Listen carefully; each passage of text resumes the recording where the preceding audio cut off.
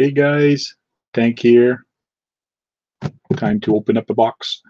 I've had this box now for, I would say, about a week.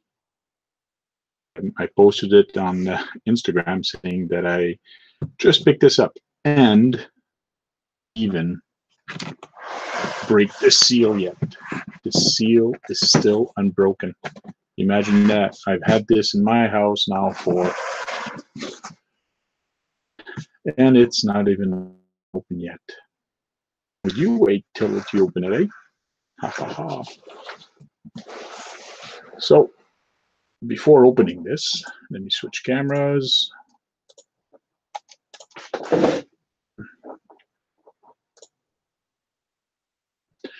I got a haircut. I actually got them all cut. Got my beard all shaved. Now everybody says I look better and I look cleaner. I don't get it. You shave, you dress up nice, and people say you've changed. Anyways, we're here to talk RC. So some of you know that a couple weeks ago I did mention that I got yep. Oh, people are joining in. Kagan, thanks. They're saying I'm looking good. Well, you know, it comes with age, eh? It's just like an old wine. It gets better and better with age. You know, those young guys. They're just kidding. But it's true. But just kidding. Just like Tony. Tony just keeps going and going from Tony CCXRC, and he's saying he's got this, he's got that, and so on. Now he's not here to defend himself. I don't know why he's not joining. He's got a brand new, he's setting up his white screen on his studio and everything like that, and he's not coming here to talk about it. Strange. Supposed to.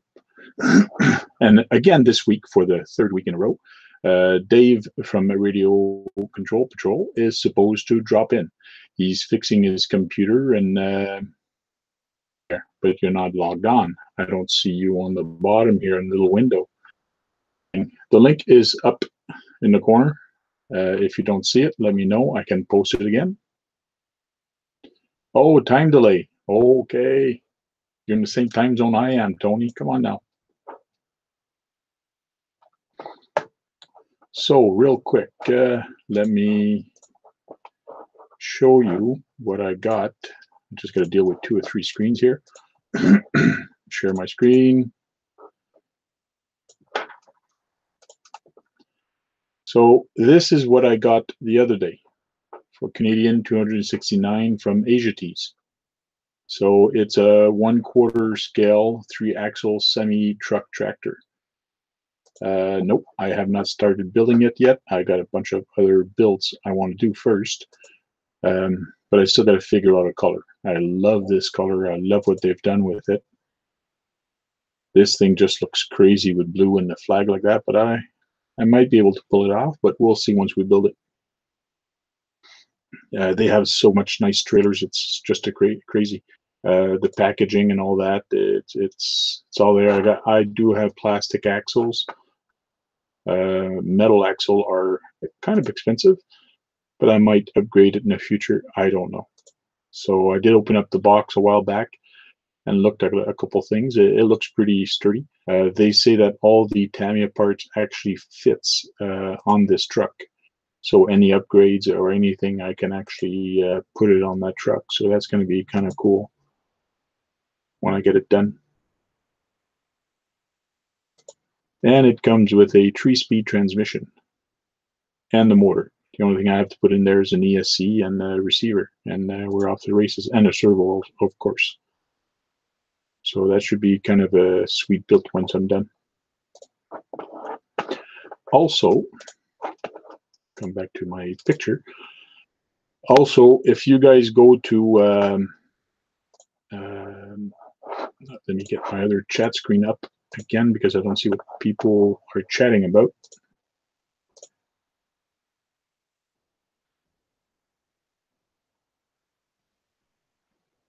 Sorry, I'm trying to read.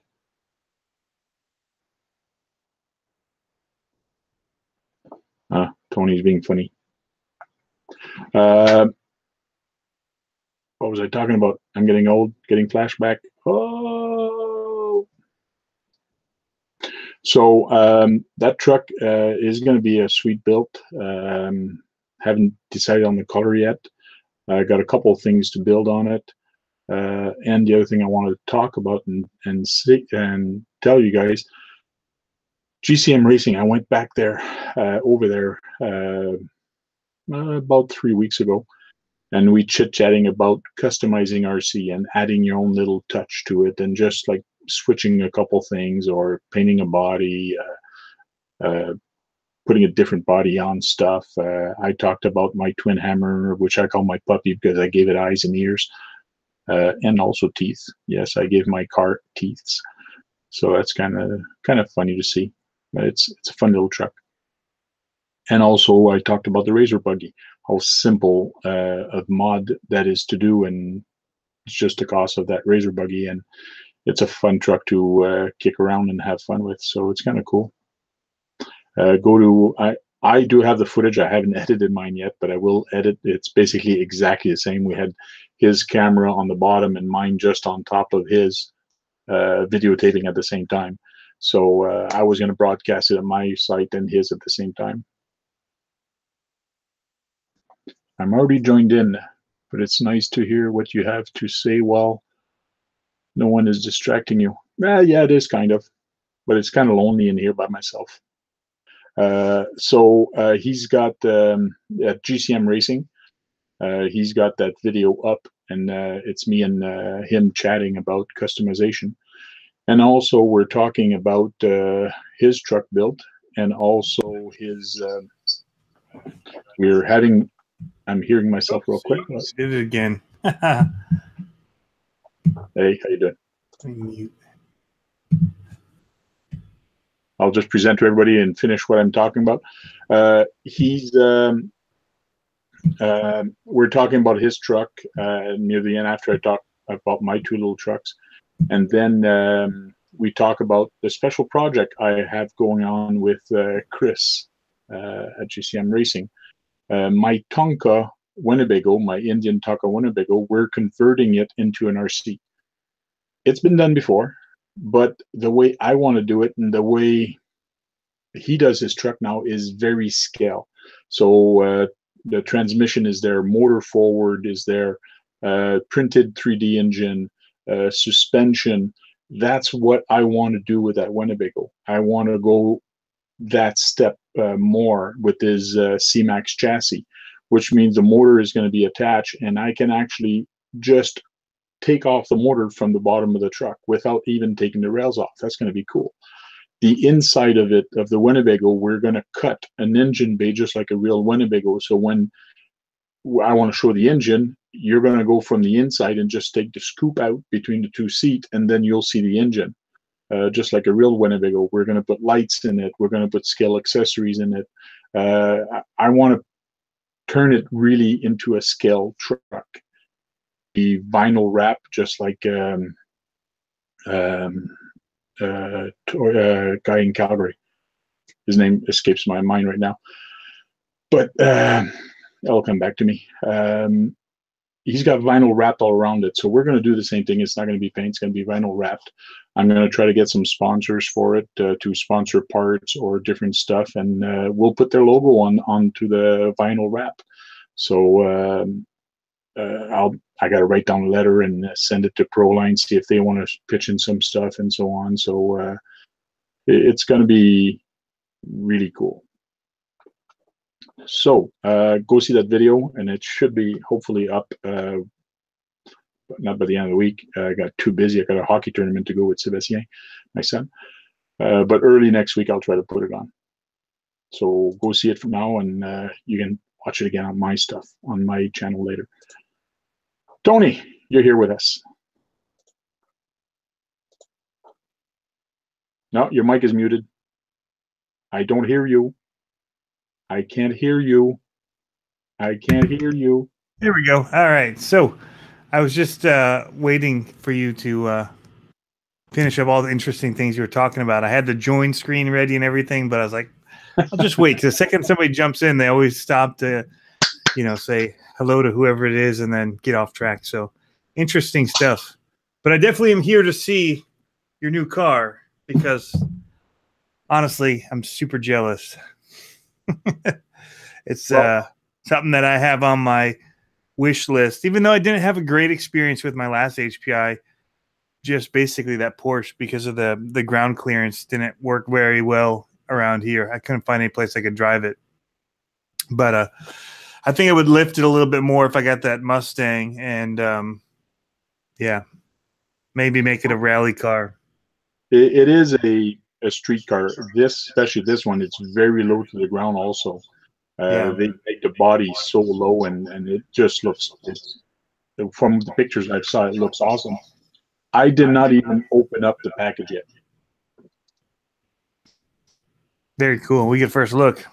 Yeah, I've had this for almost a week and did not even open up the package. The seal's still on it, and I came downstairs. I threw it in my office, and I said, next RC Talk, I'm doing an unboxing or a first look, and I'll try to get that camera down and have a closer look. Hopefully the resolution is going to be good for you guys.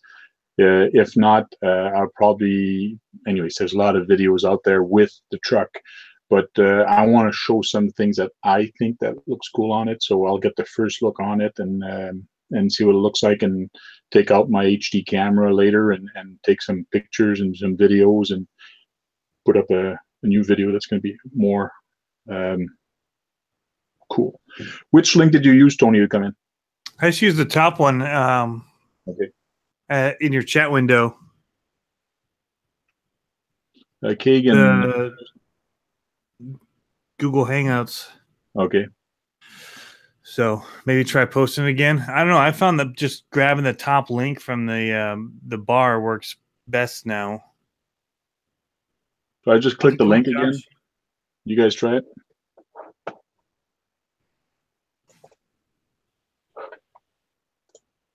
Your mic muted again for some odd reason. Here's another one if that first one doesn't work. My mic muted? Yeah, you're okay now. Okay. Hey, Midlife RC's here. There is a little bit of a delay, Midlife, by the time you type and by the time I see it. Says there's an error with that link. Did you use the one in the HTTPS right up at the top of the window? That's the second one I just posted. That one didn't work? Okay. Well, I did post the one you clicked on, and now I just posted the one that's up on the HTTPS one. Yeah, I think you got to do it from our Hangout window right here. Oh, from the Hangout window? Yeah, that's sorry. I posted the wrong one. No worries. Oh, some people got in. So some links are working. I see Josh and Kagan made it in. Which link worked?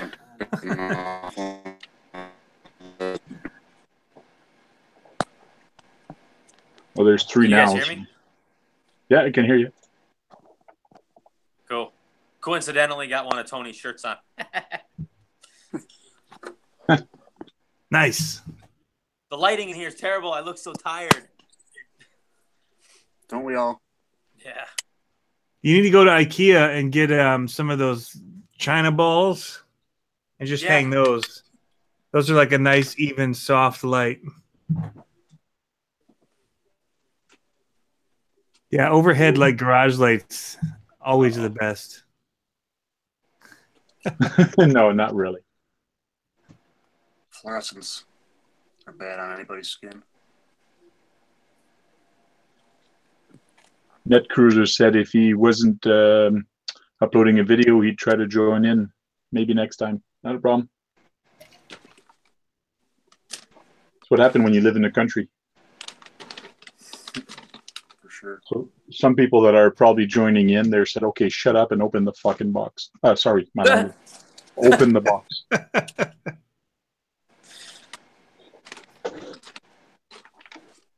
So let's present to everybody.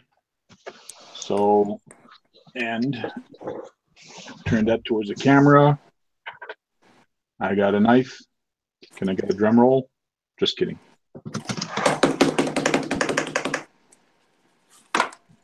That's it. The seal is broken. The car is worth half what it was when I got it. That's like driving it off the lot right there. Yeah. There's a car in there. Oh no, it's all packed. It will never be that clean again. I'll do like, what's that? I said it will never. He said it'll never be that clean again. Never be that clean again. Yeah. It's all wrapped right now. So I'll do like everybody does and show the nice battery right off the start. So you get a nice battery, a nice plasma battery, 2,000 milliamps. Somebody already offered to buy it from me. Well, you just opened it, so now it's worth half of whatever it was worth. Yeah.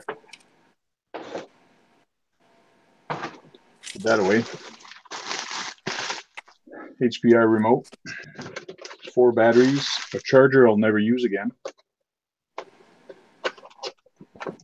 Yeah, they could save a few bucks on these kits by leaving those junk chargers out.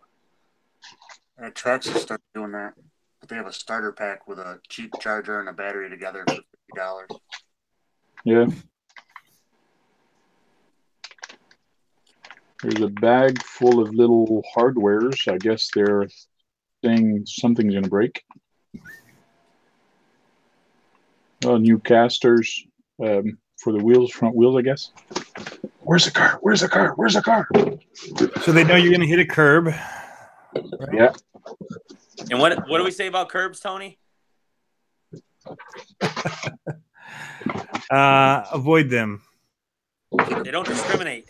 No, they do not discriminate. Ah.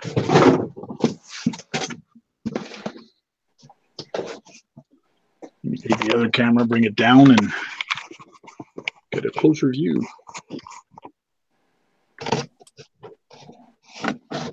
Once I take the plastic off. Yes, this is the slowest unboxing you've ever seen, but it is live. Save. Oh, camera's not pointing high enough. Yeah, that's pretty sick. Another reason I got this car is it just looks nice. I like Mustang. I never owned a Mustang. My brother owned the very first Camaro, but the 65 Mustang is kind of cool because that's the year I was born. Yes, that makes me very old. First Mustang actually came out in 64 and a half. Oh, yeah? Too much. You're a Mustang crew? No, I have some friends that were and have told me all these facts, these oddball facts. Okay.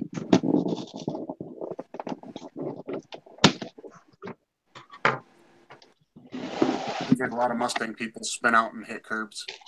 Yeah. Get rid of the cardboard. That's my knife.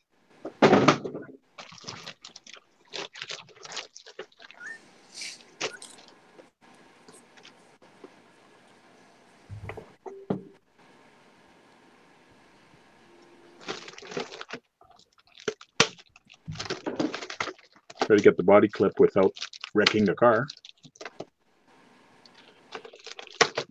Take the body clip and go, whoops, there's the first scratch. Tony, your Porsche won't be a problem with that new blacktop now, will it? I don't know. I sold it. I think it's the only RC car I've sold. Oh, So there's the frame. Nice. Are those like gold the big- rims? Yes, they are. Nice. So I just took the body off, but let's get these strap off, this strap off. Yeah, I don't know why they still put these connectors on there. These Tamiya connectors. They want to teach you how to solder. Yeah, probably. For people that have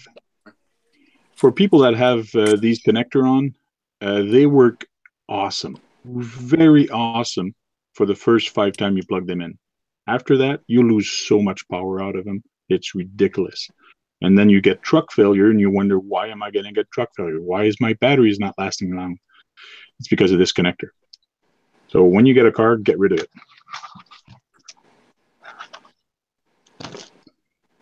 So there's a nice motor mount that we're talking about. The diff, you get access from here and also from the bottom, but just taking these off.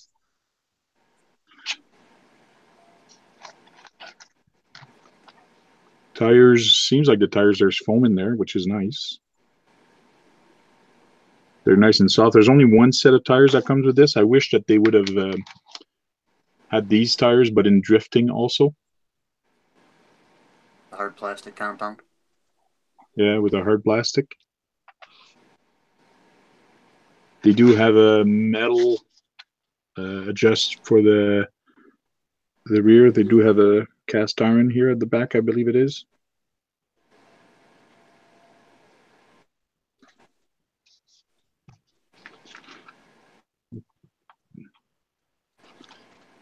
Hey, the ESC is unglued.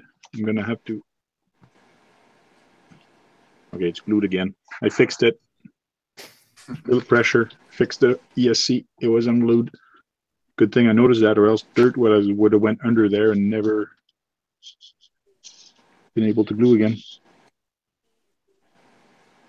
Yeah, I've read about that. There's a lot of new upgrades for them. The adjustable Camber links. Yeah. Those Drive are right metal, now. Those are nice. static. There's no adjustment in those. There's no adjustment. Nope. That's like that. What the heck did I build? That TT02 Tamaya. I gotta buy some adjustable links for that too. It's static. Okay. But I built the thing. It's still sitting in the box. The ESC's, not the ESC, but the receiver's waterproof box is kind of cool. Nice little bumper. This is what I want to see. I like that bumper. What I'll be This is what curious you to know, pull. Tank, once you start running it, and I don't know if you run it outside, but as if that mine, if any little small rock or whatever got into that steering or underneath it, it would just jam up. It happened all the time. So I'd be curious how that one handles. And it's almost like the body on mine, though, scooped it right in there. Like it was basically directing it. Yeah, this one under too. into the bell crank steering, yeah. Yeah, this one too, I would see that because the bell crank is so low. Yeah. It probably would do the same thing, yes. I wonder why they don't lift it up or elevate it somehow. True. But to tell you the truth, these cars should not be run in where there's rocks. You should only be on carpet or clean pavement.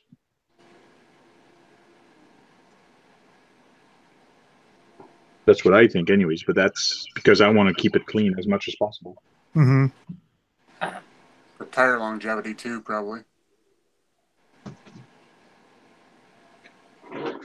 And this is the body. Looks nice. I wish that they would have did the windows not like this, but like tinted instead. It would have been cool. But on video, still going to look good.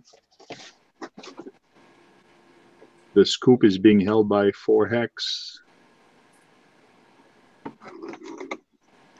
And I believe it's all plastic. Yeah, it's all plastic.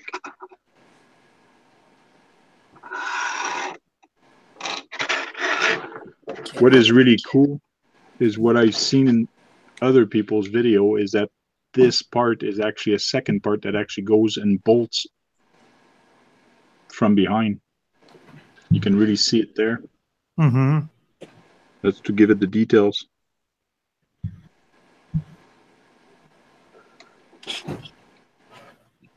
Different. And you get the scoop at the back. Yeah, the air damp.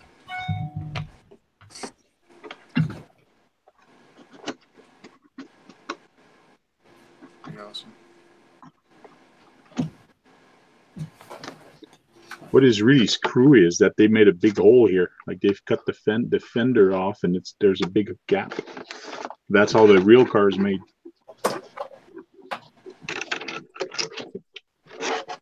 But what's neat also is that they have this is very glossy, and then this is matte. Oh yeah, kill It's sunglasses. actually it's actually a sticker. I thought it was going to be painted, but it's actually a sticker. It looks like a heavier gauge plastic for the body. I don't know how much heavy, but it is not bad. In the front, it seems to be solid. Like I'm holding it here. See? It's not flexing much. No, but it is flexing because this is all cut. So it's actually flexing from where it started to be cut. But if it wasn't, it'd be nice and strong. Like when I hold it from the back, when I hold it here and I go like this, it's barely got any. I see.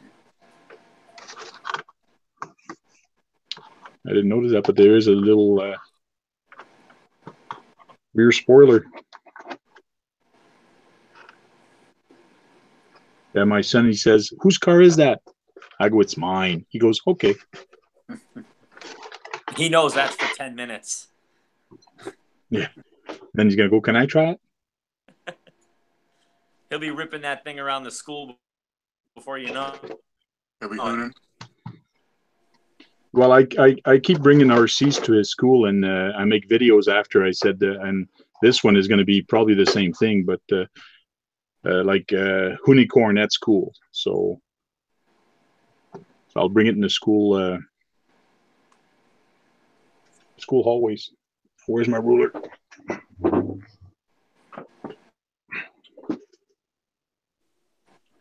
So I got about a little bit more than I got about 3/8 off the ground, which is almost 1 centimeter.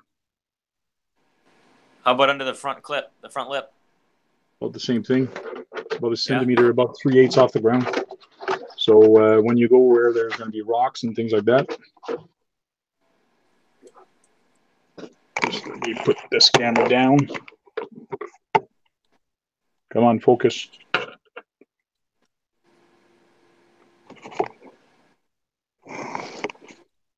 Doesn't want to focus. This ruler is kind of not really at a centimeter, but yeah, more than a centimeter.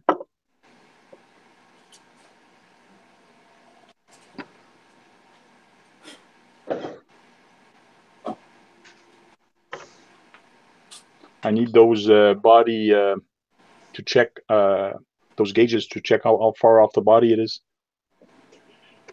How far off the ground? Here we can. You see that guy on Instagram, RC Setup Station? Yes, they had some nice stuff. Yeah, he's got some cool gadgets for that.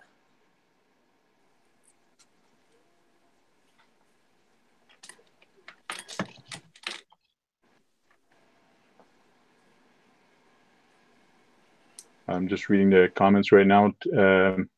Net Cruiser says Tamiya connectors. No. Is the body graphic only, mostly painted, printed, or a lot of decals? There is decals. All this is all painted underneath. So there is 2 different colors underneath. But the rest, the letters, the 43, the Monster, those are all decals. On top, those are all decals.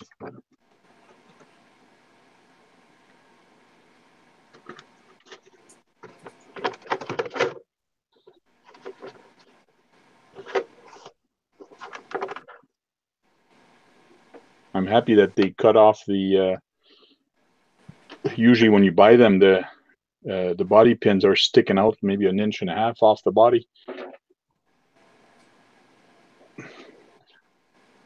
But this is really cool in the sense that, like, when you look at this, like right here, it's really tight to the body.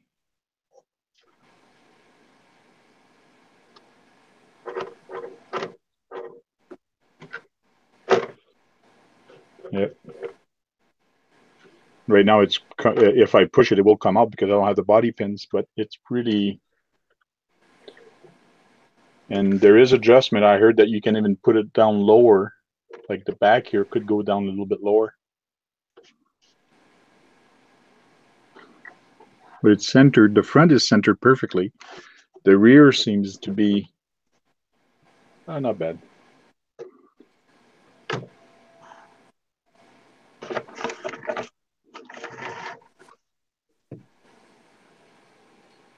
There, Tony, when I race with you, this is what you're going to see.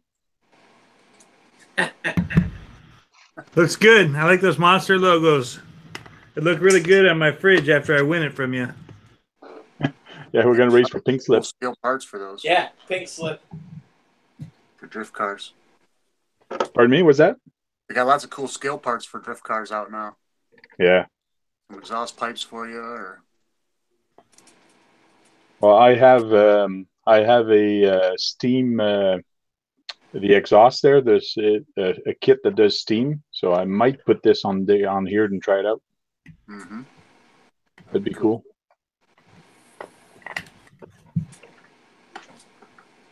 I have a Ford. I have a Ford in my RC arsenal. Right. Damn, what have I done?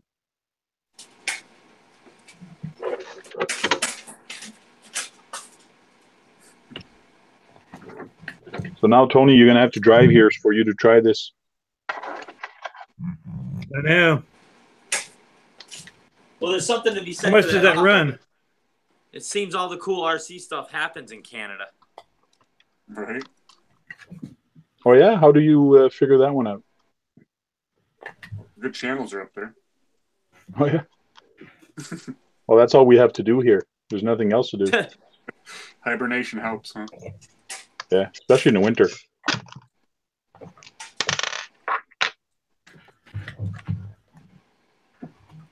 I don't think I can cinch this thing. These Traxxas 17 millimeter hex is tight enough. They're so hard to get on there. Can't get it tight on this tire. Maybe put them on before you put the tire on, and then put them on again, just to take off some of the anodization.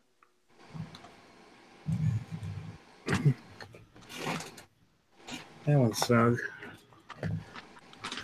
Man, that's some tight threading, though. They don't want you to ever get that back off, I don't think. And you got Out in Loctite the them. cold. What was that? You should Loctite them also. They've got it on there already. Oh, gotcha.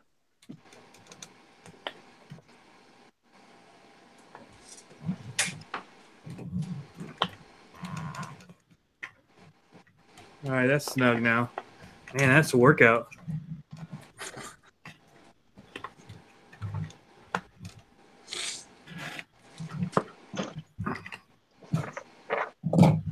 So I decided to take off the wheel to have a closer look.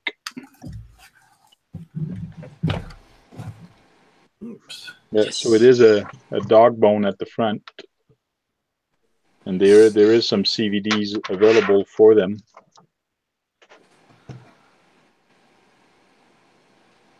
But this the U part here, this is a part that was in the bag that is spare. That you can actually change.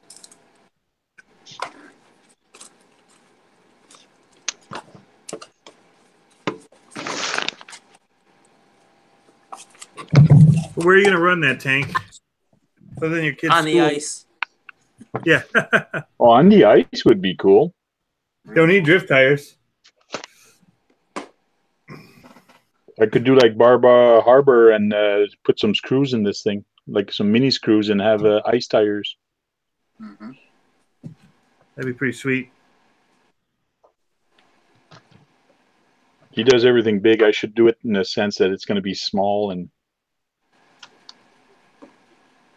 well, I probably want to go and see Net Cruiser. He's not too far from me. Maybe I can race with him. I know he's got a couple race cars or street cars. There's about 5 different RC people in the area that have RC channels. What I want to do this summer is do a street race competition.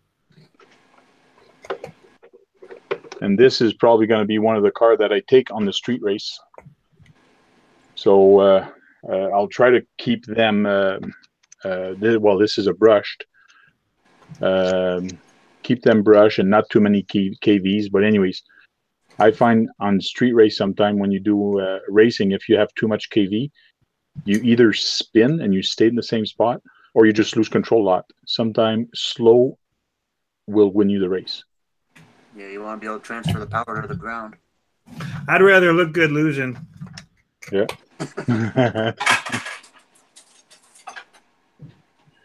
My brother's car used to be called, well, it still is. He's got some cars and he's put on it. His name is Slowpoke.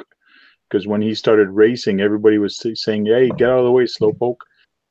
So it just stuck. And he says, well, I'm slow off the start, but I'm catching on. And at the end, he was winning a lot of races. So it was good.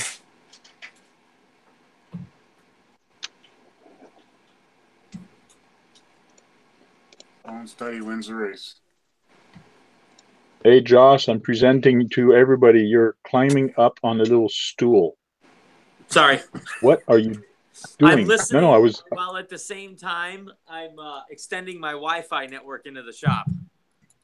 I know. I wanted not to play a joke on you, but I just broadcast to everybody what you were doing, and I just found it funny that you were standing up on a stool and setting up something way the frig over in your garage. You wanted a thumbnail. Yeah, my butt. Yeah, put that as a thumbnail for the video. Now that I've moved completely everything into the shed, I needed a little bit more Wi-Fi, so I scored on eBay a Airport Express to extend my network out to here. Nice. And it's working pretty good. I just got to mount it. Cool. So your Wi-Fi in your garage and not wired? I can reach the house Wi-Fi in here now, but I'm about 85 feet off the house. So okay. I bought the Airport Express to boost what I currently have, and it's working pretty good. Cool. So while I'm watching you, I'm fiddling around with placement. I'm going to make a little noise here, so I'm going to mute myself, and I'll stop presenting Josh because the only thing we're seeing is a big CCX logo. Sorry.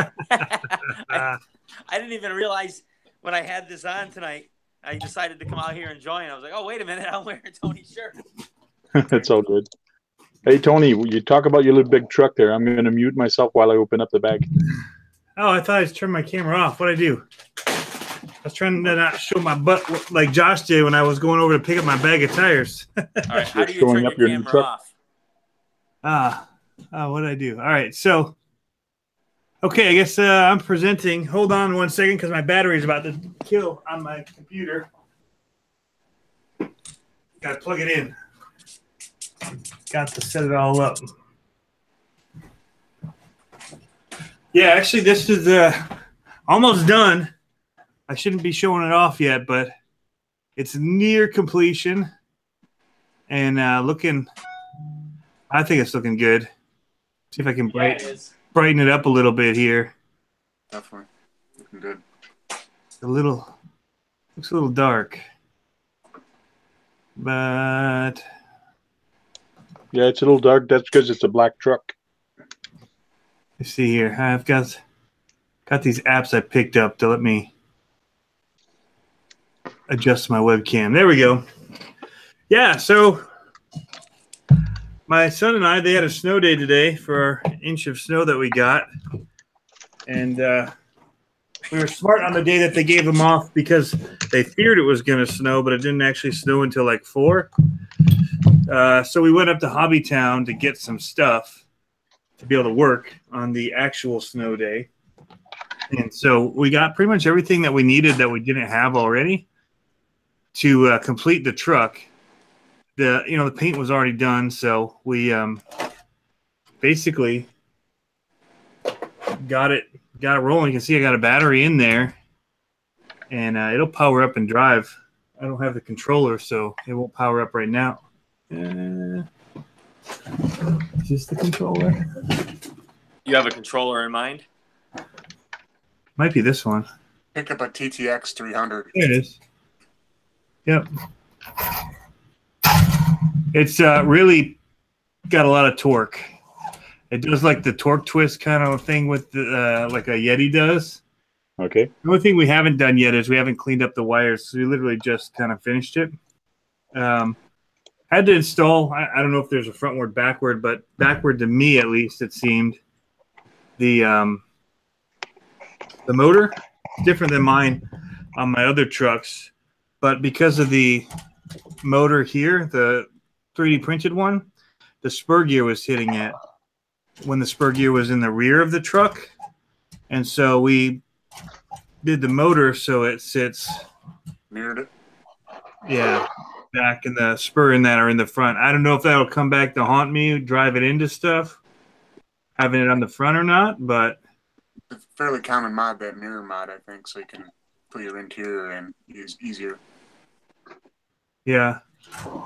The other problem is that it's really close with these MIPs to hitting the drive shaft, or the MIP drive shafts are very close to the spur gear. And last time I used the longer, one of them that comes in the kit is longer for the rear, and I thought that was typically what on my other one, I put that at the spur gear to make it longer before that knuckle. Yep. But it would not fit on here. Actually, this pair of MIPs, only one of them fit on easily, and the rest really I had to like hammer on or kind of bore out a little bit to get them onto the axles or even the hot racing. One of them fit smooth on everything. 3 of them fit all right on the rear, but then it would not, like, the other 3 just wouldn't fit on anything else very easily. I mean, it was a pain in the butt to get them on. But they're on. Kind of a steep angle in the front. I probably need to adjust that. Trying to keep that axle looking straight. The rear one is tilted a little bit. It tilts up, and so that helps with that angle. That wasn't intentional. That's just what these extra links I had. That was the length of them. That's actually good. I think you want to clock them like that. Keep your drive shafts as straight as possible. Yeah, so I'm going to probably clock the front one because it's actually just threaded rod, and I made that one myself. And so I'll probably just take it off and clock it a little bit forward to lift up that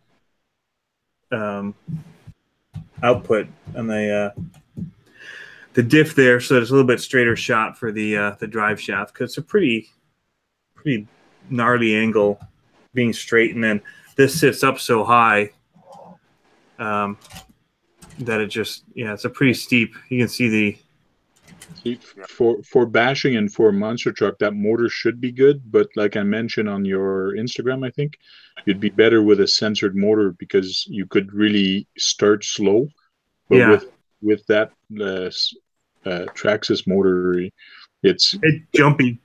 Oh yeah, it's going to be Yeah. jumpy. You're going to get some cogging and at Yep. very low speed, but for now it's good enough. Yeah, I mean, this is more for mud, so I needed something that's going to be waterproof.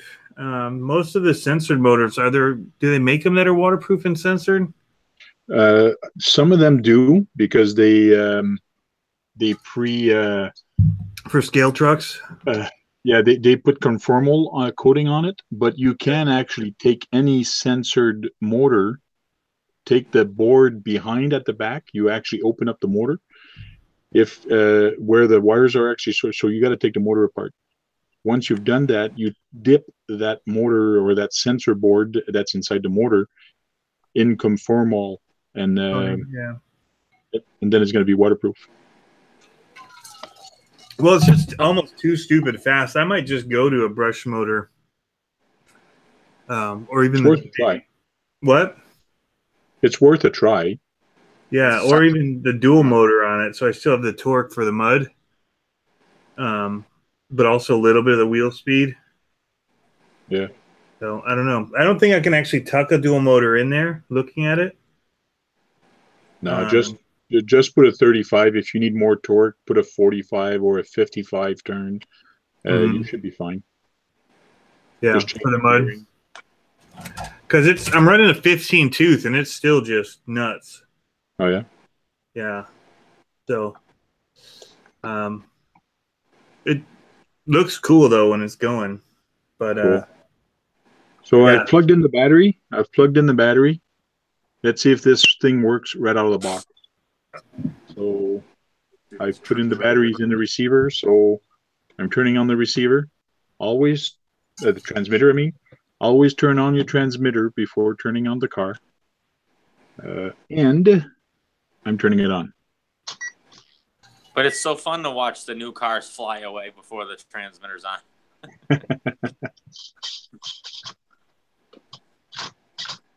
That servo is chattery. Is it centered? Oh, it stopped talking. There's the steering, there's the throttle.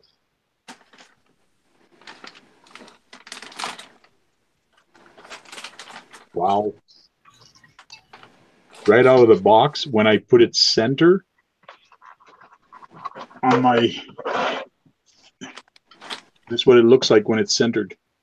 Wow, somebody didn't power it on before they put that together, did they? Nope. So I'm going to have to take the servo horn off and recenter that, because right now it's dead on center. That way your servo prematurely, right?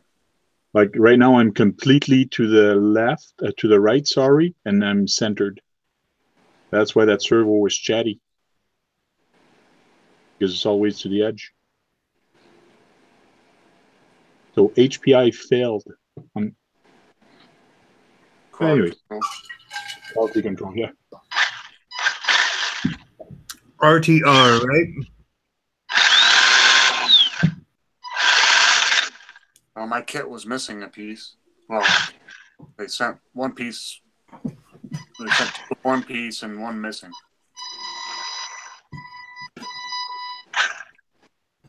So it's a 15-turn motor. Or 15-foot turn. It should be fast. Yeah. Oh, yeah, it's got some get up and go. Oh, yeah. Oh, yeah.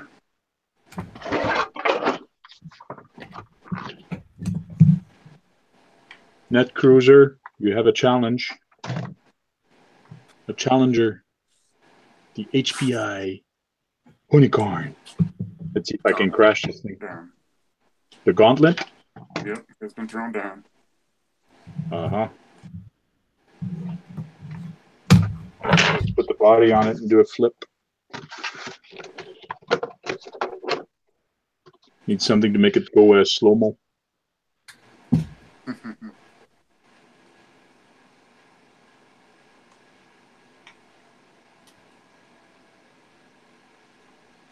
Put a 360 servo on that thing.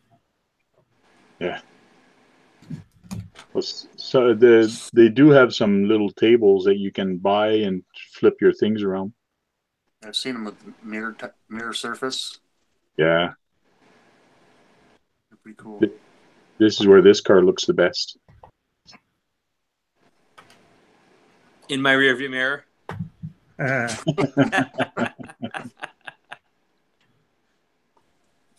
Nice, well played. Oh. I don't have anything that speedy.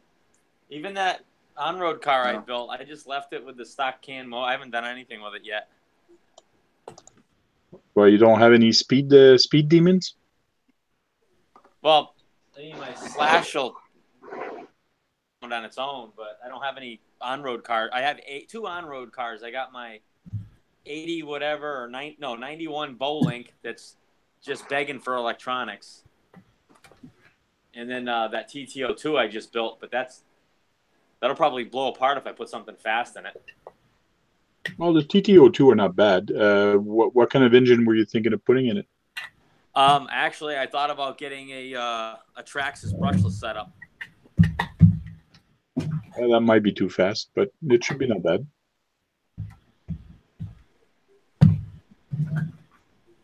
Look at that thing. What Is thing? that your Revo? This, yeah. Whatever Tony's handling. Yeah, it's getting a big boy treatment on it. Yeah, those tires look mean. He's putting the big Okay, hex so on it. here's the baby one, Tony. Look how easy this is to hold. I know my kids saw this and they're like, what new RC, Dad? I'm like, it's not new. It's the one I've had that I haven't done anything with. I said, and I brought it out. They're like, whoa, that's almost as big as your X-Max.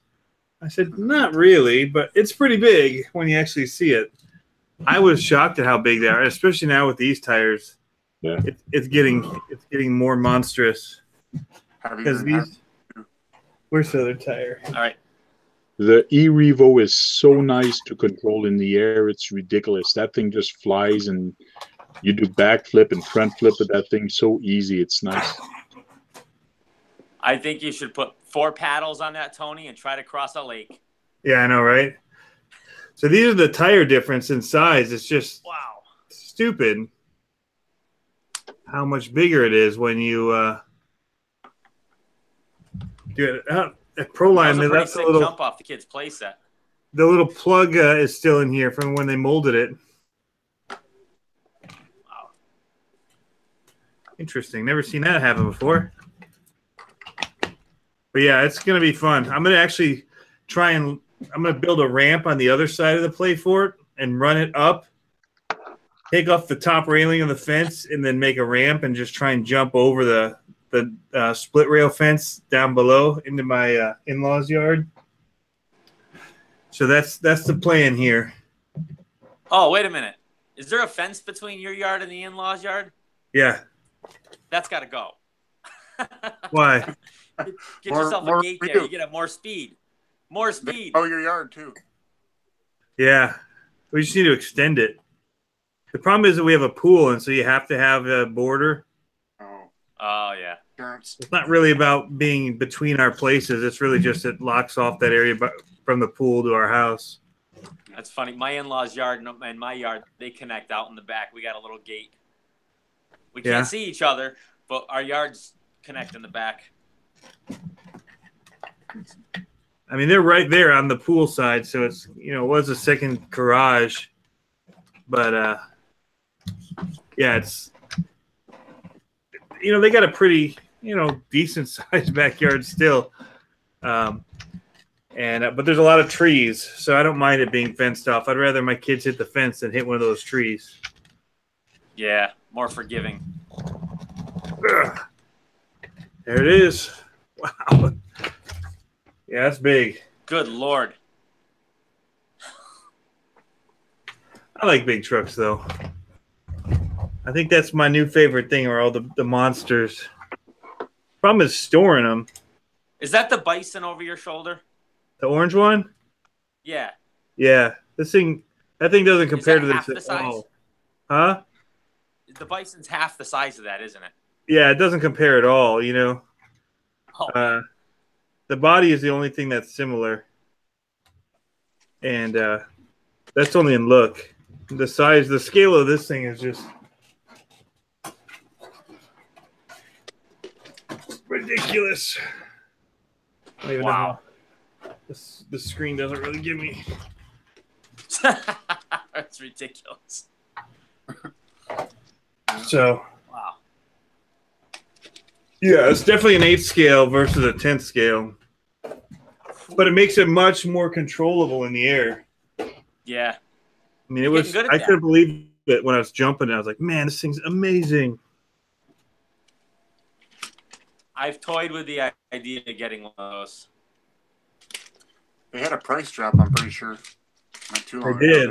Much as they were originally, but they're still expensive. Yeah, they're like Really expensive. 700 or 600. Mm-hmm. They tried to make it more comparable, I think, to the Creighton. Right. I got some nice HPI stickers for the car. Yeah, you do. But I'm not going to put them in. in. Monster ones? The what? Are there any extra monster ones that go with the look of it? Oh, any extras? There's a sheet that says important information. Yeah. Well, that's no good. I get a nice little card, HPI card. For what? I don't know yet. I'm going to have to read it up. But no, there's no extra stickers. Curious. How's Chris's Comanche coming along? Frank? Oh, it's coming along great. That what he comes up with and what he does with those trucks is just crazy. Oh, I know. I get fascinated watching his stuff. Yeah. And your little camper made me laugh so hard. That was the coolest thing I've seen in a while. Most unique thing I've seen in a while. Yeah, I second that. Yeah. Thanks. Plus, if you took it to market, I don't think that Traxxas has anything on you that they could claim patent infringement on. Watch out for Tania and that little rider thing or whatever. Right? Yeah, the dancing rider or something like that. Yep. Yeah, have you seen some of those videos on those? Yeah. They do the races. They got like the multi-level tracks. Mm-hmm. They're pretty cool. I don't think I'd go out of my way to get one, but they're pretty neat to watch. It's pretty cheap.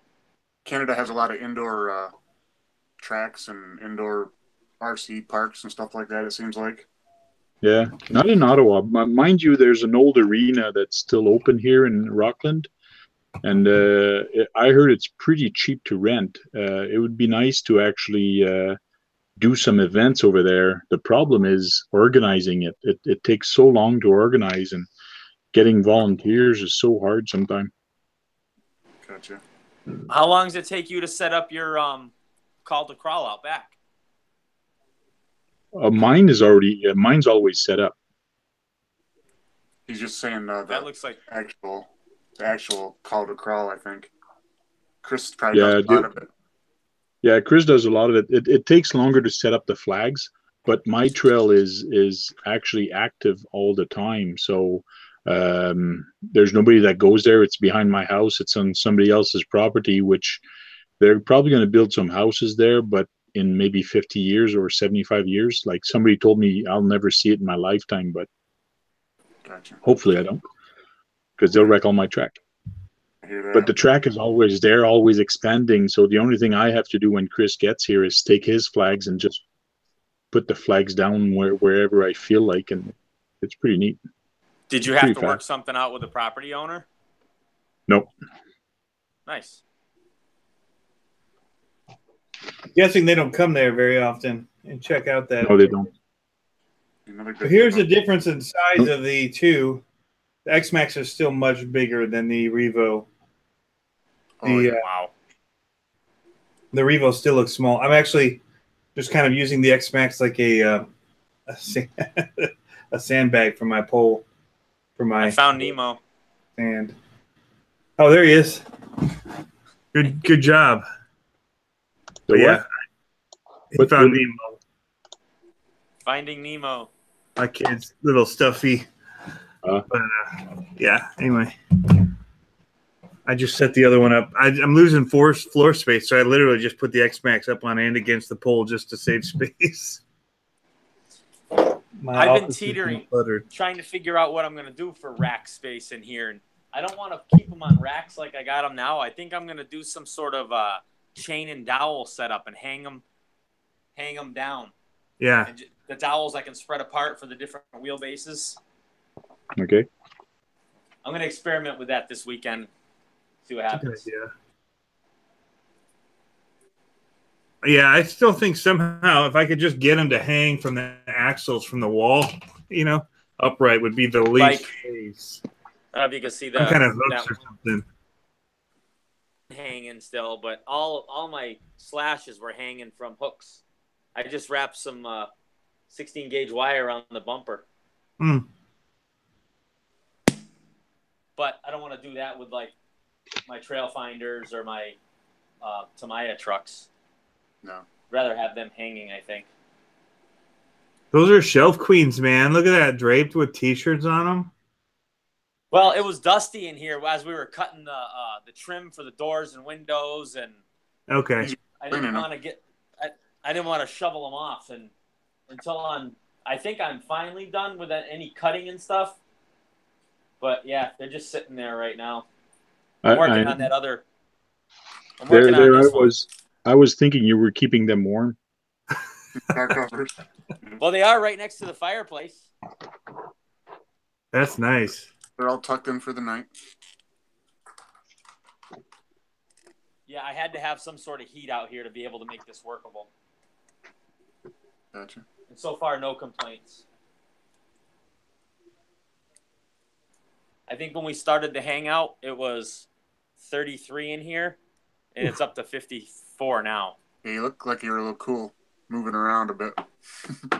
My feet, this concrete slab just radiates the cold. It takes forever for that to warm up. So I'm in my sneakers and my feet are freezing.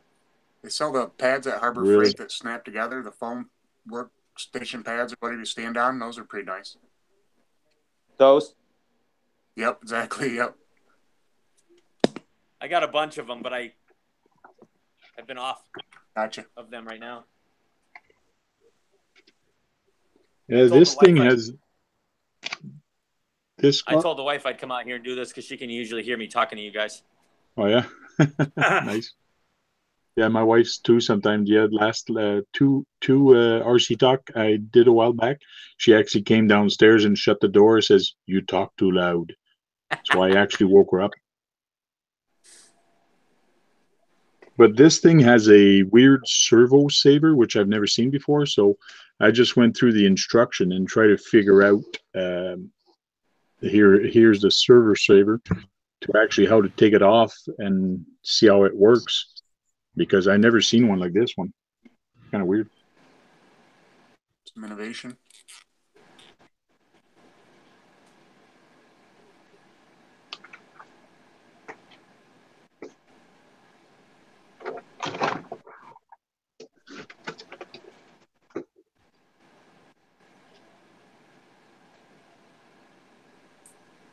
I just hope I don't have to take the whole thing apart just to be able to take the screw out.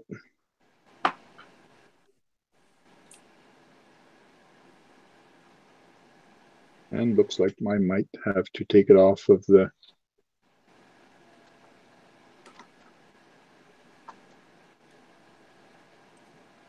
Well, you'll see if it's any good when you come across that first curb. Yeah. So where's the place that you run out? I see you indoors, like where Chris was running your camper. Where's that at? Is that a local hobby shop? No, that's actually just inside a business, and that's where it's like a classroom. It's just a room, and they put all the tables off to the side, and we just have our events there during during that night. So we get there at 6 o'clock and we chit chat, and we usually leave at 9. Gotcha. That linoleum floor in there?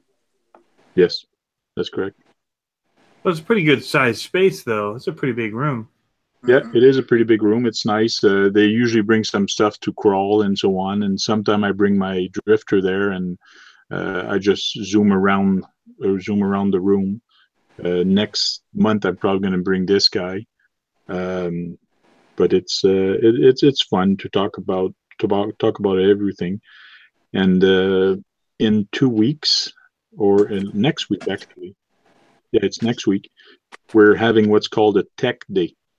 So you go there, and if people need help, well, you either help people, or if you have questions, people can actually help you. So you usually write up your comments, what you're bringing and what you need help with, and people bring the right tools. Like next week, That's cool. Next week there's a guy that's going to bring me his lathe and his motor setup. He actually rebuilds those RC motors. So wow, I got some that are the brushes are gone, so I'm going to bring a bunch of brush motors for him to actually rebuild. That's pretty awesome. Yeah. Yep. So he's got just like a portable lathe that he brings? Yeah. Wish list item? Yeah, easy. See where your 3D printer got you?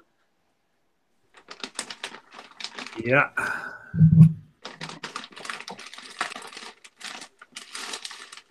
I got a. What are you working on, Kagan? I've been seeing you wrenching this whole time, but I can't tell what it is. It's glare, huh? It's a bomber. Ah, is it the kit? Yeah, the kit. Yep. Looks nice. I Those heavy? The cage, not too bad. Probably No? a pound with the driver painted up and everything.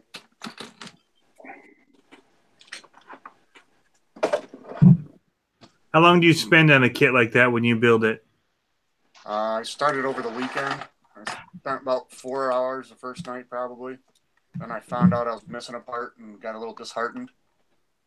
And took a day off or something, then came back to it for a couple hours, and I painted up the driver and stickered all the panels. So probably about 10 hours so far total. But Cool. there's a lot of good hop-up parts, that's for sure. Is that your first kit that you built? Yep. And the parts Before already on you- order. Should be here tomorrow. Oh yeah. And before you usually buy them ready to run and then customize them, or what? Yep, exactly. Okay. I've had this one for probably 3 or 4 months. I've been putting it together, so it was time. Tough to have that much money sitting on a shelf in a box. Yeah. Yes. That's yeah. The even this monster truck, when the mud truck was just, it was staring me in the face. I'm just like, oh my gosh, I got to do something with that frame. You know, it's just Came it's together quick. money. The what? Once all the parts came in, it came together pretty quick. Yeah, I'm still waiting. I got to switch out that front axle, and I kind of just stuck in an old SCX10 skid plate. Mm-hmm. I figured it doesn't need to be the nice Delrin one I ordered, because it's not really going to be skidding on rocks. So I'll probably take that mount and put it into an actual crawler and leave this skid plate as it is. But I will swap out the front axle. It's not a big deal to do that, I don't think. It's just a few screws. But yeah, it wasn't like full kit like you had to do the cage. So this was very few parts when it really comes down to it, because I bought the axles assembled, the shocks are assembled, Right. the gears, or the transmission, the hot racing was fully assembled. So I kind of cheated, but it was my son's first time helping build one, so That's I really cool. want to keep it easy for him. And just get him wrenching a little bit. And he had a blast with it. Careful not to let the body rub on your paint job. I know. So here's the servo saver I was talking about. Oh, you got it off. Let me try to focus into it. Come on. Focus, Bear. It's got a big weird screw right in the middle of it. But it's kind of odd. So it's not centered. So what I had to do is actually take off 3 screws off the bottom of this thing and then twist the cap off. And now I'm going to recenter. Now I have to take the screw that's in the center of this off of it so I can pop it off, recenter it, and pop it back in. Brand new car, and you got to do this. Go figure.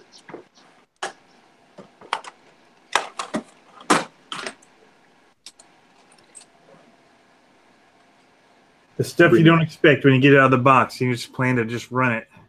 Yep. Or you plan to just build it right out of the box, but you're missing pieces. Yep.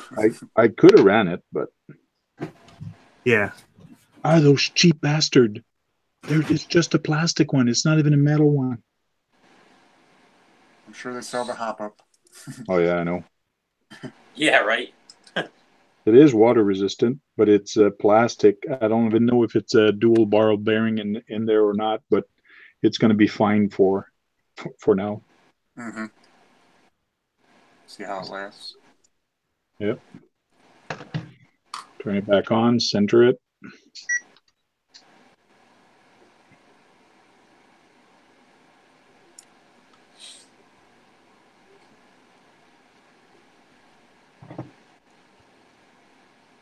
So now what I've done is I've centered this. So now I know this is center.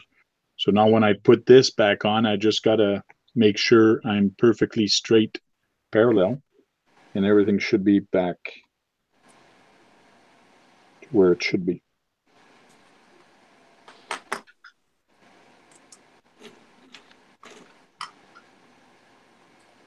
all fun and game until somebody loses an eye.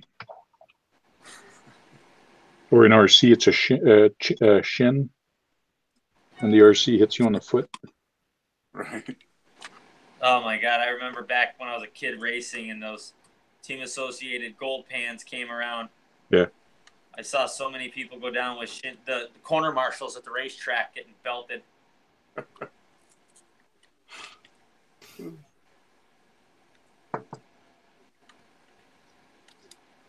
not seem.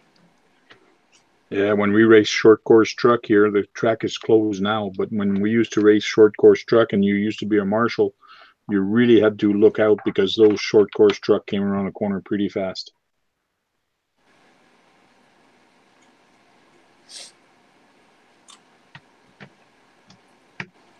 So you got a bunch of RC four-wheel drive guys in here. What do you think of the new truck? I think it's just another trail finder. Yeah, it is. It's another trail finder with a different body. Gotcha. Yeah. It's based on some guy that crawls, right? I forget what the name is. Oh, it's like built off, like it's supposed to look like a real truck? Yeah. The new Lexan body or the Marlin Crawlers edition? The Marlin Crawler. No, they just have that new big, like, what does it look like? A big Ford F-350 yeah, it looks like kind of? something Medic did. Okay, I'll have to check it out. Yep. Is it really based off that? Because I literally saw the screenshot and thought, oh, Medic's got a new video. And then I'm like, well, no, it's an RC four-wheel drive new truck. I think it's the long wheelbase chassis with the Lexan body. Okay. You get the same cheap plastic drive shafts with it, but if the cost is a little lower, that's easier to digest, I guess. Yeah, and it doesn't even have the 2-speed transmission.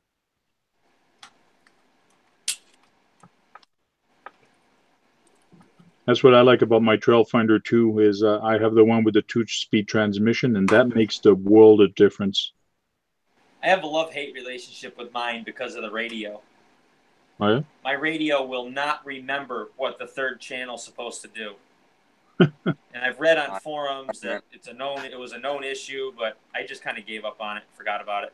That's okay. I don't remember what my third channel does either. No, this button does something.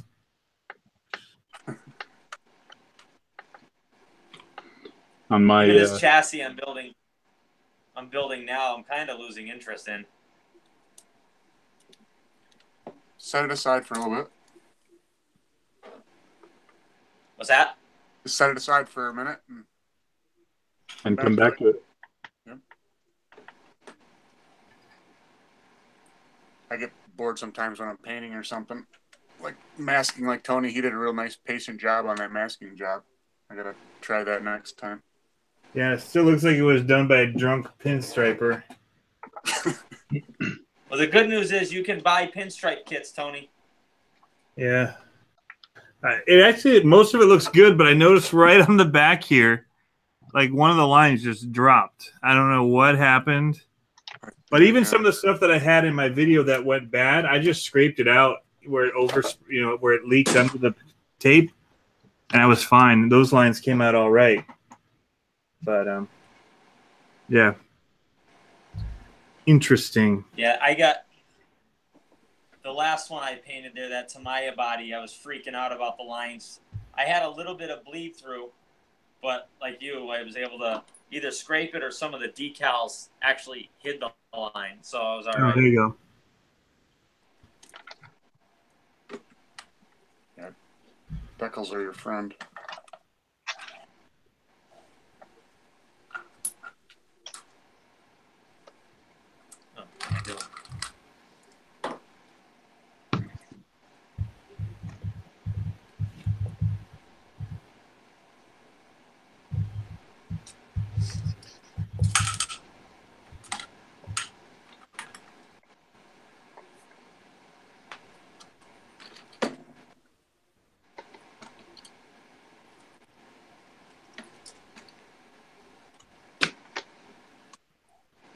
Just watching you guys wrench away right now.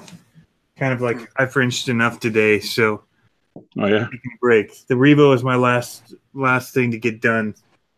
for now. I've got the son of a digger to deal with, but I think I'm just gonna scab my my grave digger and because I've upgraded that whole thing and just take all those parts and move it over to the chassis with the son of a digger because I don't really need two really hopped up grave diggers. And then I'll put the stock stuff back into one of the Max Ds, and then I'll have 3 different style trucks. And then I'll just do something with the extra chassis from the grave digger. Maybe save it for when I break the other one, which is bound to happen. You don't break anything. No. So No, I there we tore go. up that one body real good, though, didn't I? Oh, yeah, that was a shame. But it was cold out. Yeah. What do you got, Tank? I'm all done. I fixed it. So right now it's centered. So there it is, centered. If I move it all the way to one side and all the way to the other side. Nice. Looks pretty snappy. It's a pretty quick servo. Yeah. Yeah.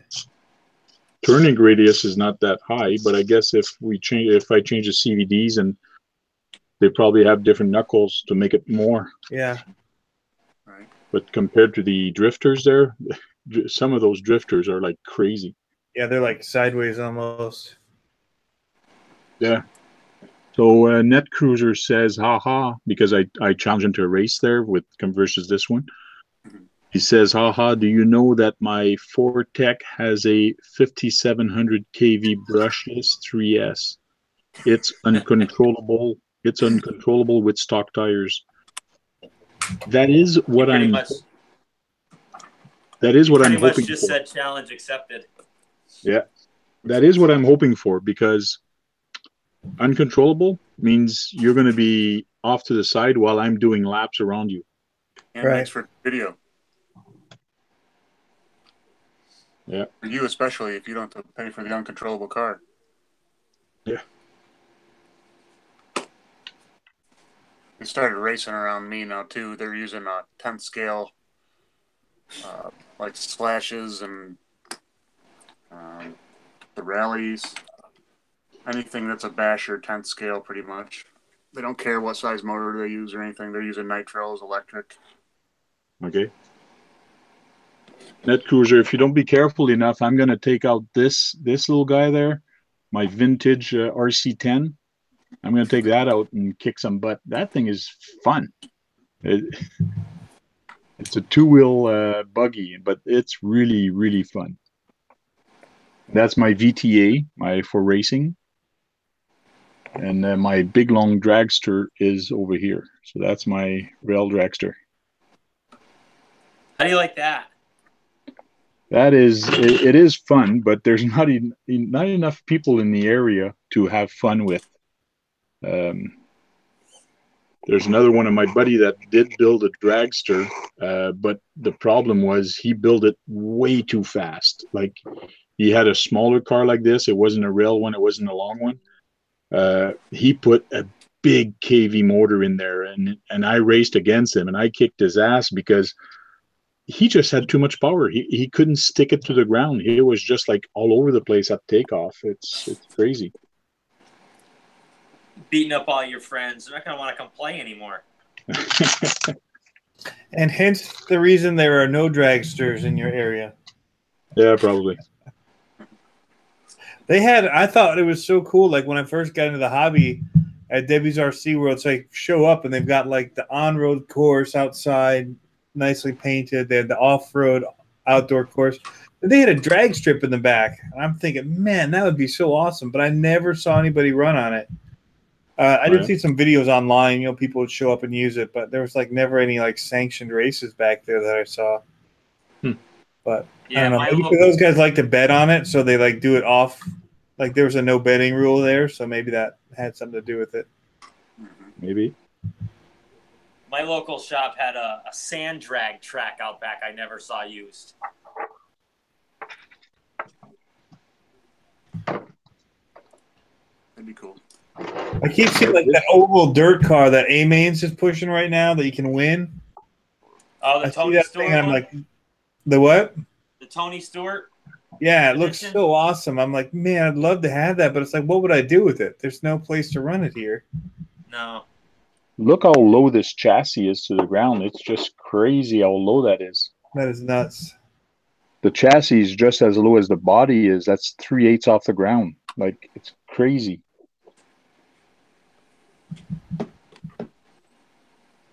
Wow.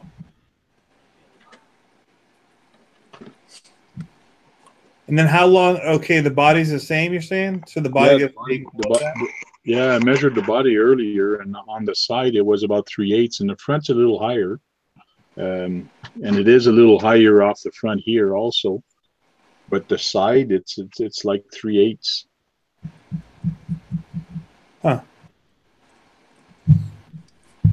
Center of gravity is very low on this car, so I can't wait to try it and go around a corner or something. I guess I am going to have to go to my son's school and go in the gymnasium. These tires are sticky. They look like a good compound. So what kind of cars do you have, Tank? You've got a crazy camper. A crazy camper. You've got off-road, like short course, like Slashes, the Revo. You've got a street car here. You have that drift hot rod. I got a Summit. The Summit. Do you have a boat? I got a Crawler King. Well, it used to be a Wheelie King. Now it's Crawler King. Got a dragster. I got a Savage. That thing's a beast. You've got a trailer. I got my toy hauler. Toy hauler. Do you have any boats or airplanes or drones or? Yeah, I do have a boat. Okay. I don't have airplanes. I do have little drones. So you got tons of stuff all across the whole gamut of RC. That's pretty cool. Yeah. And I don't have, well, I do now. 2 RCs are the same. I just picked up a second, and that's my first duplicate, a mini E-Revo. So I got 2 now. But it doesn't really count because one is my son and one is mine. So it's a fun little truck, the mini one. I got one right here in my hand. I got to get a new battery for it, though. The battery that came with it doesn't charge anymore. They are fun. They are really fun. What do you think about the boat, Tank? I just got my first boat in the middle of winter. Yeah, that's good. Okay, when you're in Virginia. It's probably going to be the same for me as, say, like a plane or those. They're tough because you got to go somewhere to run them. I can't just go outside and run it if I'm on a whim, whether it's in my street or any street or a parking lot. I was running my the V car in a Kmart parking lot the other day. Got your koi pond. There you go. It's really quick looking, though. Make a blender out of it. Yeah. Sushi for dinner, guys. Sushimi. Well, you go camping quite a bit, right, Tony? Some of them campgrounds got ponds. Oh, that's true. That might work. Yeah. My mom lives in a campground, and they have like a canal out there by it that could probably run. I just think it might be brackish water, which is what scares me. Okay. So, yeah, I don't want to like be thrown in really salty stuff and just turn it up. You know what I learned last year camping? A place we like to go to in Maine. We go once or twice every year.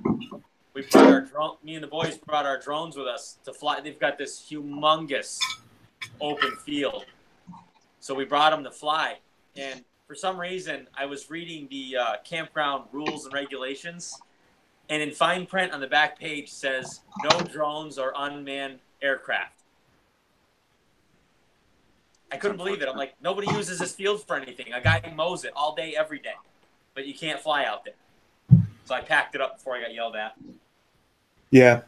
I just did some footage for, I was applying for a job with our city, and I went up to our parks, but I asked them if I could fly, and they said, yeah, because most of them have like a no remote vehicle, like no remote control cars allowed. And so, I mean, that's considered a remote vehicle. So I asked them, and they said, no, yeah, we're letting drones. We usually ask people to go to like the horse area or equestrian area where nobody is.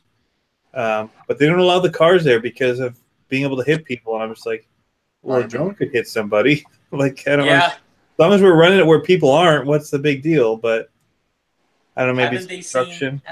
Haven't they seen drone fail videos? Yeah. Fix. Yeah, they said just have to fly within the rules of the FAA and not over people. Yep. And they were okay with it. So that was cool. Yeah, that's a lot of times when people fuck it up for others. That sucks. Right.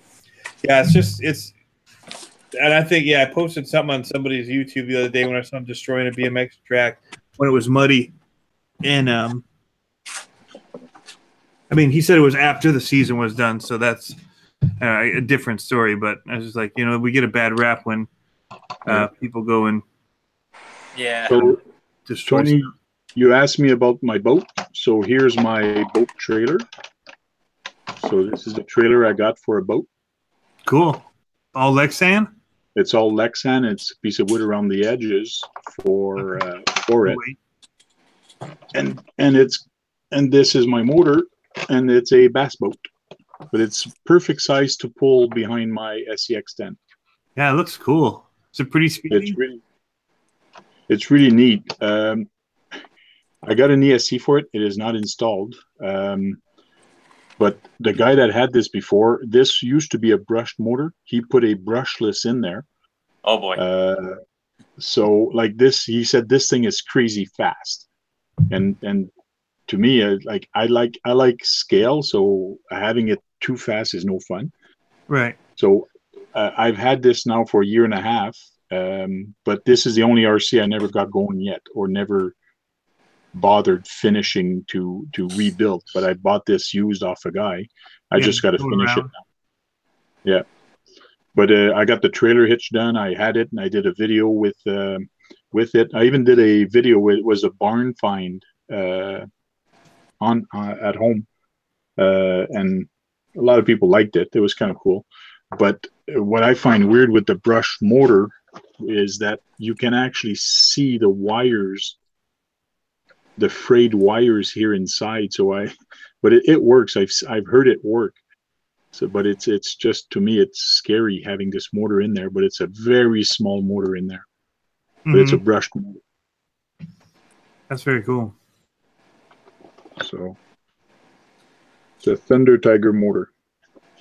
But it's a neat little boat. And what I do is I put it there, and I got a piece of Velcro, a small little piece of Velcro that I got, and that's what actually ties just like a strap, it ties it down, and I pull it behind my truck. So right now it's a scale accessory. Nice.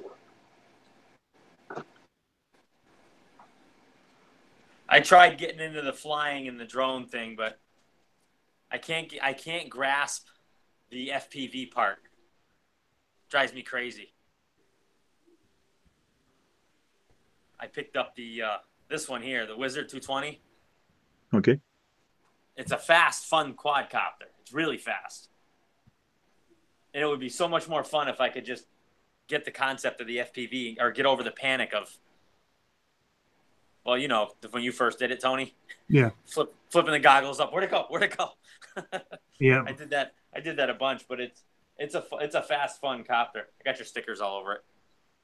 Oh, cool. Yeah, I learned. I mean, basically the FPV doing the little tiny ones in the house, and that really changed it. Let me realize this is actually easier than flying looking at the drone, because you're not worrying about flying backwards or whatever. You're just going forward. And, that's what I did. I grabbed one of these little ones. Yeah.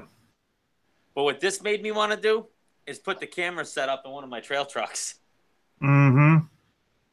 That's what that made me want to do.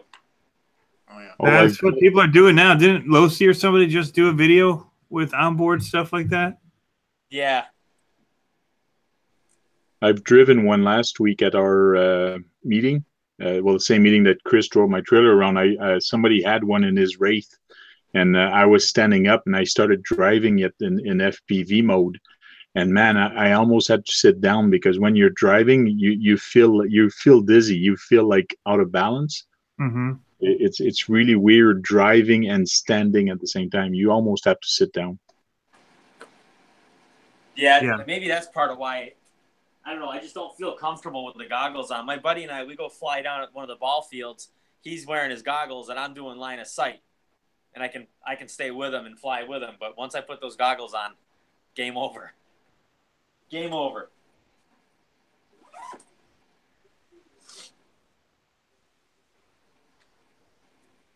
The next video I want to see from somebody is how they organize and manage all of their screws and bolts and everything so that they're easy to find what you need. You know how many times I bought a 3mm by 6mm ball cap or, cap screw for these bought it 7 times and found it 6 afterwards. Yeah. Nice. Exactly. One box that has all organized for them. You have what? This is easy. This is what you need to buy. This is a screw kit from Screw Loose, and there's a bunch of people that sells them. You end up paying about $40 or $60, depending what kit you're getting. But it has a whole bunch of hardware in there. So, and then you have what's written, but you have all the hardware you need in there. Yeah, I've got the gearhead box like that. Yeah, RC screws. That seems like a good price, though, Frank. Yeah, this one is almost empty. This is the 3x8, 8mm. That one, then you buy more of those to stick in there. Yeah, you can buy some more to refill it. But my 3x8 right now, I got 8 screws left, so I got to buy more. Yeah, I got a smaller version of it, Tony. RC screws one. Yeah, that's what I have too. And this one's for mainly the SMT10, basically. But I mean, it's got a ton of stuff. But that's what, if you were to rebuild the car with these stainless ones, that's what it would be. But I figured I was working on the SCX10. But I only needed a few things, and then if I decided to redo with the son of a digger, might as well get this one. But yeah, I mean they're just all mixed in though in this particular kit. They just kind of those are all mixed compared to this. This kit is bigger. This is a bigger box, much bigger box, because I've seen your box before. Your box is about half the size of this box. It's just crazy. What's neat with this is you get a lot of screws and a lot of different ones. This is the button head pack. You can get some cap head pack, and you can get some stainless steel also. But check them out, Screw Loose. They're all over the place. They're pretty good. Okay. So it's not a mixture. Those are all. You have cap head ones. This one is button head. Button head. And this kit has 3x25, 3x20, 3x16, 3x14, 3x12, 3x10, 3x8, 3x6. You get a whole bunch. Got going there. That's pretty cool. Yeah, you get a whole bunch of washers, and you get a whole bunch of nuts. So there's I can't tilt it, or else. Oh, wait a minute. I can take the camera. Don't drop your nuts. No. So in the kit, you get a whole bunch of nuts, and like you can see here. Hey, where did my screw go? Oh, I opened it up. Oh, this is where this was. Sorry, brain fart. This is where my washers go, but here's where I'm saying I'm running out of screws. But some of them now ended up in this little. Because sometimes when I take things apart, I have extra screws. I don't know why, but I end up having extra screws. It's not built right unless there's extra parts. Yeah.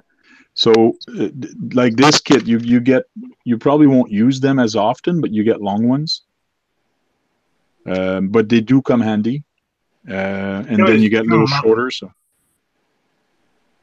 there's a whole bunch of them. And you can get them in stainless. These are just metal right now, but you can always get them in stainless. That's a nice setup. I like that it comes with the nuts with it. I got the gearhead set the last set, and it gives you the. This is a small one, but it doesn't come with any nuts or washers. Okay. Just 8 through 25 millimeter. Screw loose, huh? We'll look into that. This is screw loose hex hardware.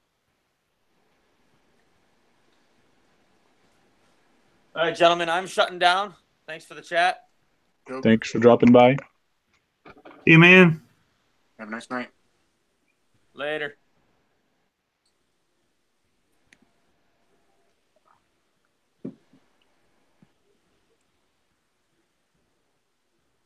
Looking them up right now, Tank. I need to get.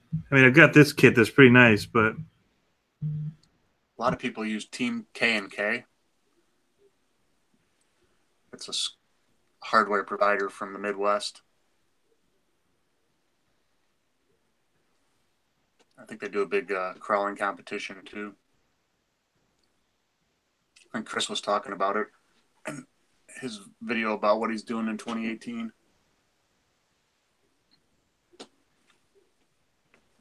I got a huge kit here. Custom monster kit. $70. That's a huge kit.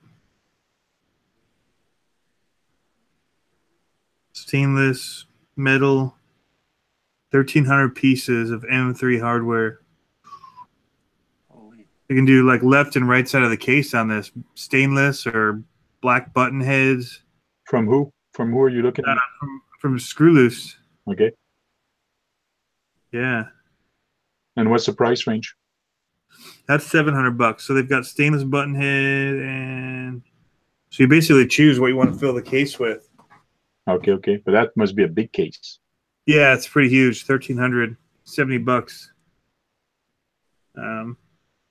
But you know how many times I spent $10 or $7 for like a little baggie of them? Yes, yes. Should have just bought that. Like I think I paid $60 for this one. It was like a good price. I got it from Chris at GCM Racing. Mm-hmm. I don't know if he got a good price or whatever, but I kept buying a hardware from him. I go, give me 10 of these, give me 10 of that, give me 10 of that.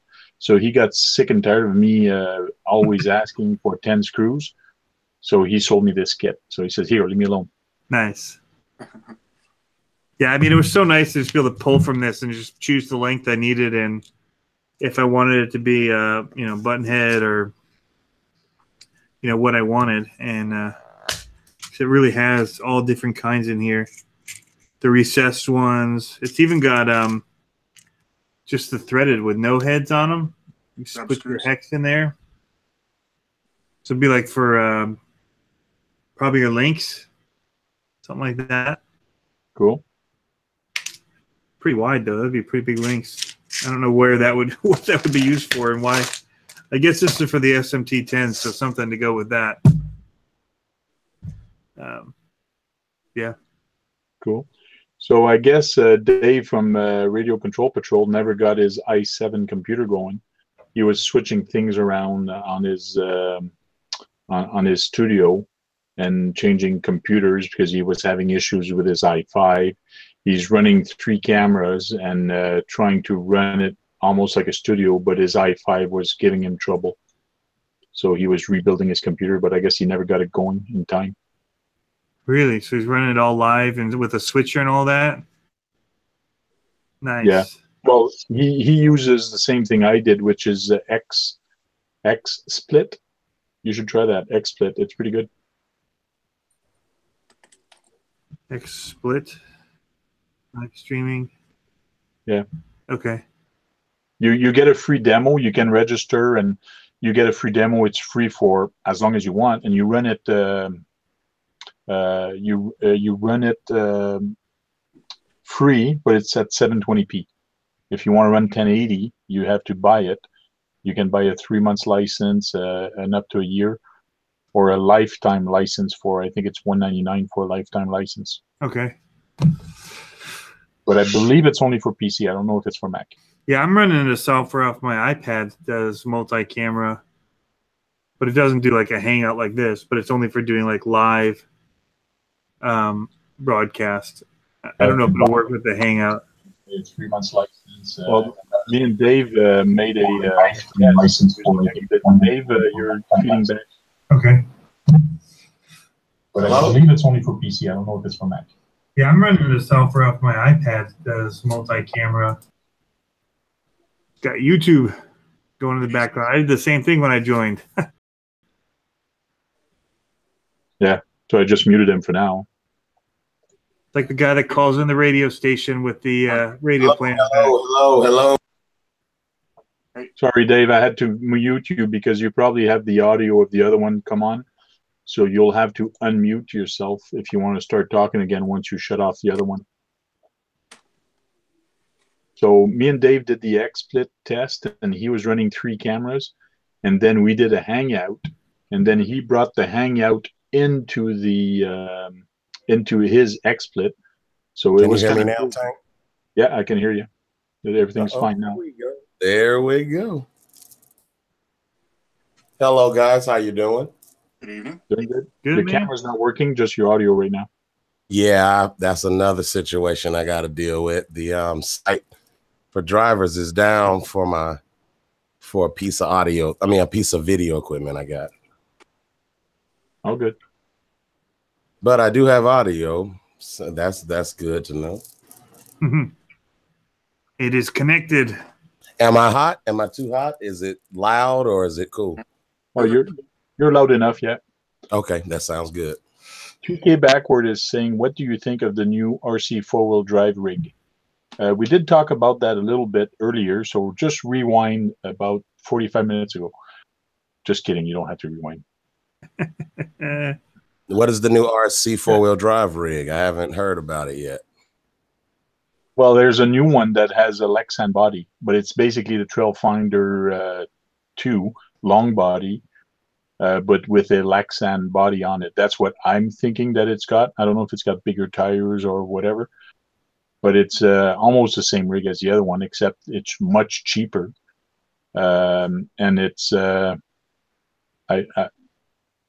it's got a single-speed transmission. If that's the one he's talking about, it's the one with the true flame. It's got the Ford flame body on it. So it's good for the price for somebody that's starting off and wants a good rig with good options to buy. RC four-wheel drive is always a good place to go, but like HPI has a good one now. I've seen it at the meeting. Chris brought one because he's going to take it apart and see what he can modify and do parts for it. So it's very well built, the HPI, motor forward, the dry shaft, everything seems to be strong and well built. It's kind of cool. Yeah, I've been looking at that HPI Venture. It looks nice. Yeah, I know it is multi-link. The new one is actually from RC four-wheel drive. He says it's multi-link and not leaf spring. What I meant, it's like the Trailfinder. It's the same. It's the same chassis. It's the same drive shafts, the same axles, same transmission, same transfer case, except it's on links.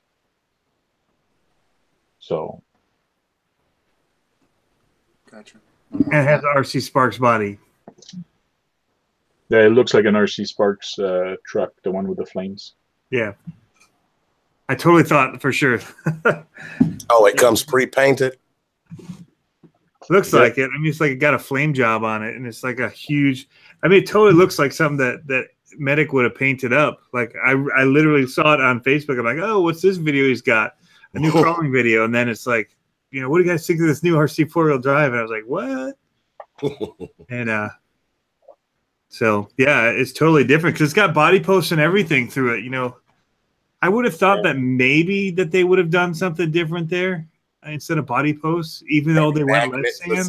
See, here it is. See, here, this is on their website. It says coming soon. So there's a truck. I'm going to click on it. Looks like that killer body he has on his TRX. Oh, yeah, that is like that body he had. Isn't that? Uh-huh. And I know he works with those guys and does a lot of videos and things, you know. They use his videos in their demos for certain things. So I was like, I wonder if they made that like does it come with RC Spark stickers or something? But it doesn't mention anything about him in there, so it looks very inspired by though. So $379 US. So it's to me that's pretty affordable compared to the other people. Yeah, it's less than the SCX-10 too, but more than the Honcho.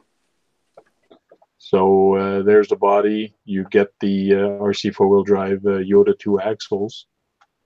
Actually, they're the K44. They're the K44 axles and not the Yodas. Single-speed transmission. That's a lot of truck for that price. Yep. What do you guys think about single and double? Tank, do you have to have double speed or 2-speed transmission, or is single good enough for you? In my TF2, I have the 2-speed and I love it. I like the 2-speed in it. Mind you, in my RC, not my TF2, but my Axial SCX-10, the original one, I only have a single speed. And I love it too. Mind you, I have the dig. I got a couple of options in there. But when I run both of them, I don't miss my single speed. But because the gearing is so slow in low speed on the 2-speed, you need the high speed. Do you how much do you find yourself using that low speed? All the time. Oh, really? But then when you want to get somewhere, like you're not actually crawling, you want the high speed to get around. As soon as I get out of the rough and I just want to ride around, I put it in high speed, and then I'm going faster than anybody else, and I'm fast. But as soon as I get close to the rocks, then I put it in low speed, and I crawl like crazy. It's kind of cool. Yeah, like when I first got that SCX-10-2 and I got the RTR, it's only 1 speed, and how slow it was, I was like picking it up and carrying it with me to get between places because it was just like slower than a walking pace. Like 2-3 miles per hour type deal. Yeah, like I would switch the motor in that too. That was a 35, I think. I'd probably have dropped it to a 27, like the old Axial. But the TRX4 has dual speed, and I use it all the time. So, but yeah, again, it's more like when you're crawling, you throw it in that first gear, and then when you actually are just out and moving between different crawl spaces, you hit that second gear to go. And but this one, it's got an R3 single speed transmission, but the gearing on this is pretty good. It should be just as fast as all the other guys. Yeah. Tony, do you find yourself unlocking your diffs when you're in high speed? Does that work better? Oh yeah. Yeah. Yeah, I would think and so. I usually find myself jumping it. Yeah, with the diffs unlocked, right? Yes. Yeah, yeah. I just think it'd be a good jump for the TRX4. Yeah. Basically on Baja with it, you know? That's yeah, I figure most people would kind of bash it a bit sometimes because of that. Yeah, it's quick. I was jumping it with some guys. They were shocked at what it would do. And yeah, it's pretty fun. It stays level in the air? Yeah, I need to edit that video. I have a whole bashing video with it from the fall that I haven't gotten to edit yet. It should have traction stability control, I think. Yeah, we're going Dakar with it, man. You did what? We're going Dakar with it. Oh, okay. Okay, got you. King of the Hammers. But no, it's a pretty remarkable truck. Mine's still stock. A lot of people cut all the fairing and the plastic and all that off to make them lighter, but it looks too cool for me to do that to it. Like I always wanted a Defender, and that's like full on Defender for me. So if it can't do some things that trucks that are fully built to crawl with, I'm okay with that because it's not for me what it is. So yeah, it's a scale truck, and I want it to feel scale. So if it couldn't really do something, then I wouldn't want to be like, yeah, look what I just did. That would never be possible with this truck, but it was so awesome to watch me do it.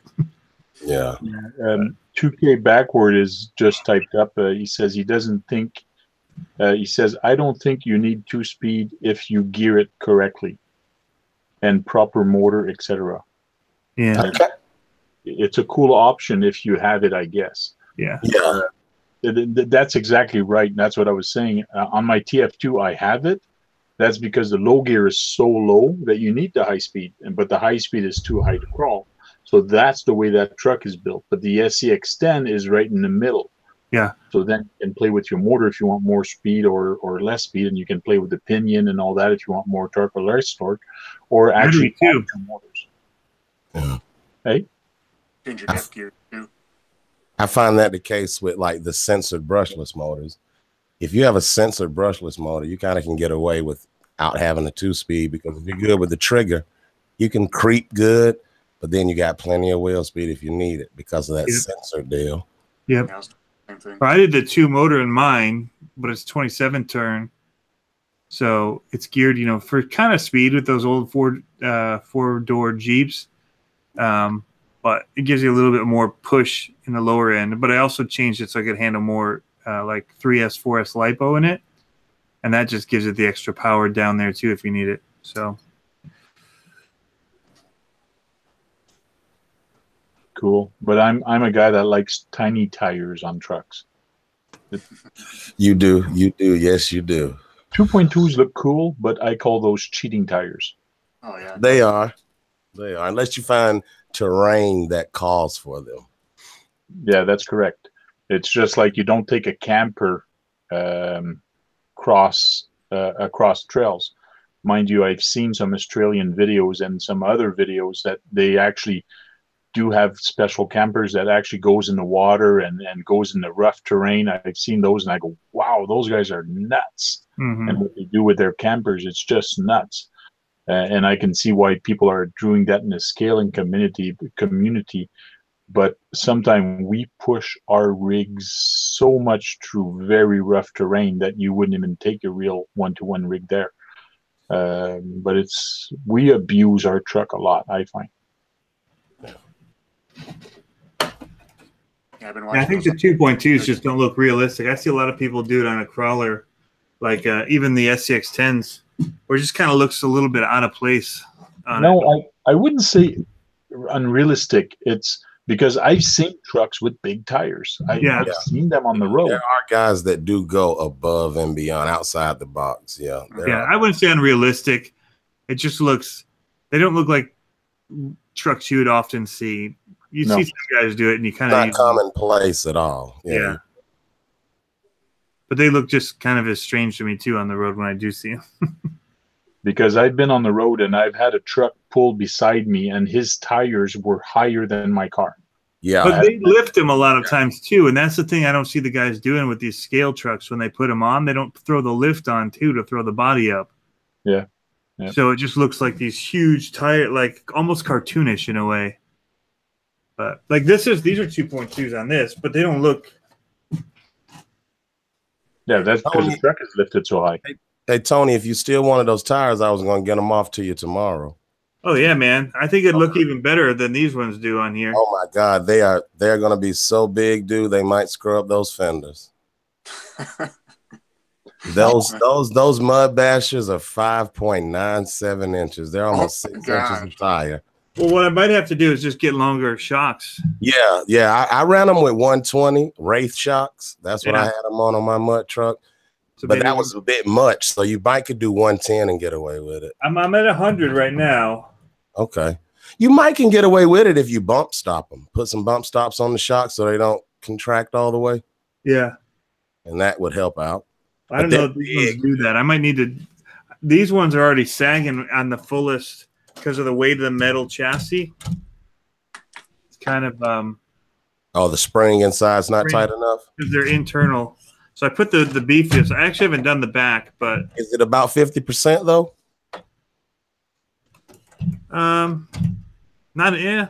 Something like that. If it's close to 50%, roll with it, man. I love 50. That's what I run all my shocks at 50%. It's not even. It's only going down. Like it's 75 almost. See, that's not bad at all. 50. I still got plenty of travel.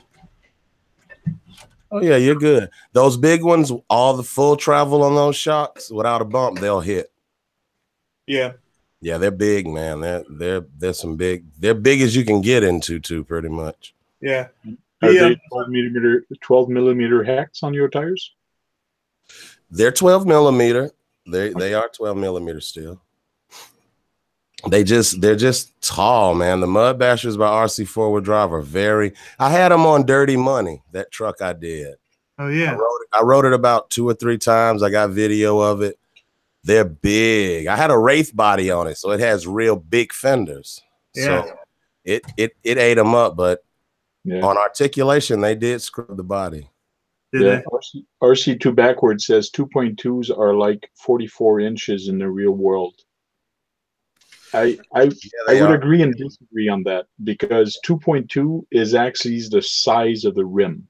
Yeah, the height, because these are 2.2s and these are small. Yes, so these are barely bigger than the 1.9s I have on my SCX10. I think he means like the average 2.2 tire is about that much. You get some 2.2s that are freaking huge, and you get some 2.2s that are small. I actually have some 2.2s that are smaller than my 1.9.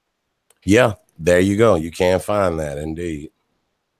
That's what I said. I was shocked when these tires came in. They were a lot smaller than I expected, because the guy had the I bought the chassis from had the Mud Bashers on it, and so that's what I'd seen. And I'm like, oh, that looks epic. And then I couldn't get them. And I thought these are 2.2s, but it didn't list the height of them, and so I was shocked that they were barely bigger than my 1.9s. The ones on my 1.9s. They look attractive as a small tire on it, though. Cool.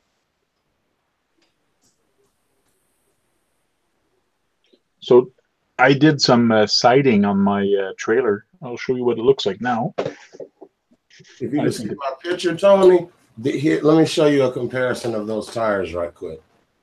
If you don't mind, Tank, can you put me up front? I got my camera on one of them. Yep, we see it. All right. That's a 5.4. That's the Mud Basher. See, those are sick looking. Yeah, man, they are. They're big. They're very wide too. And that's like a 506 2.8, and that's them next to a 506. So they're big. This is 5.4. That's standard. I mean, yours are probably about this size, but these have a little bit.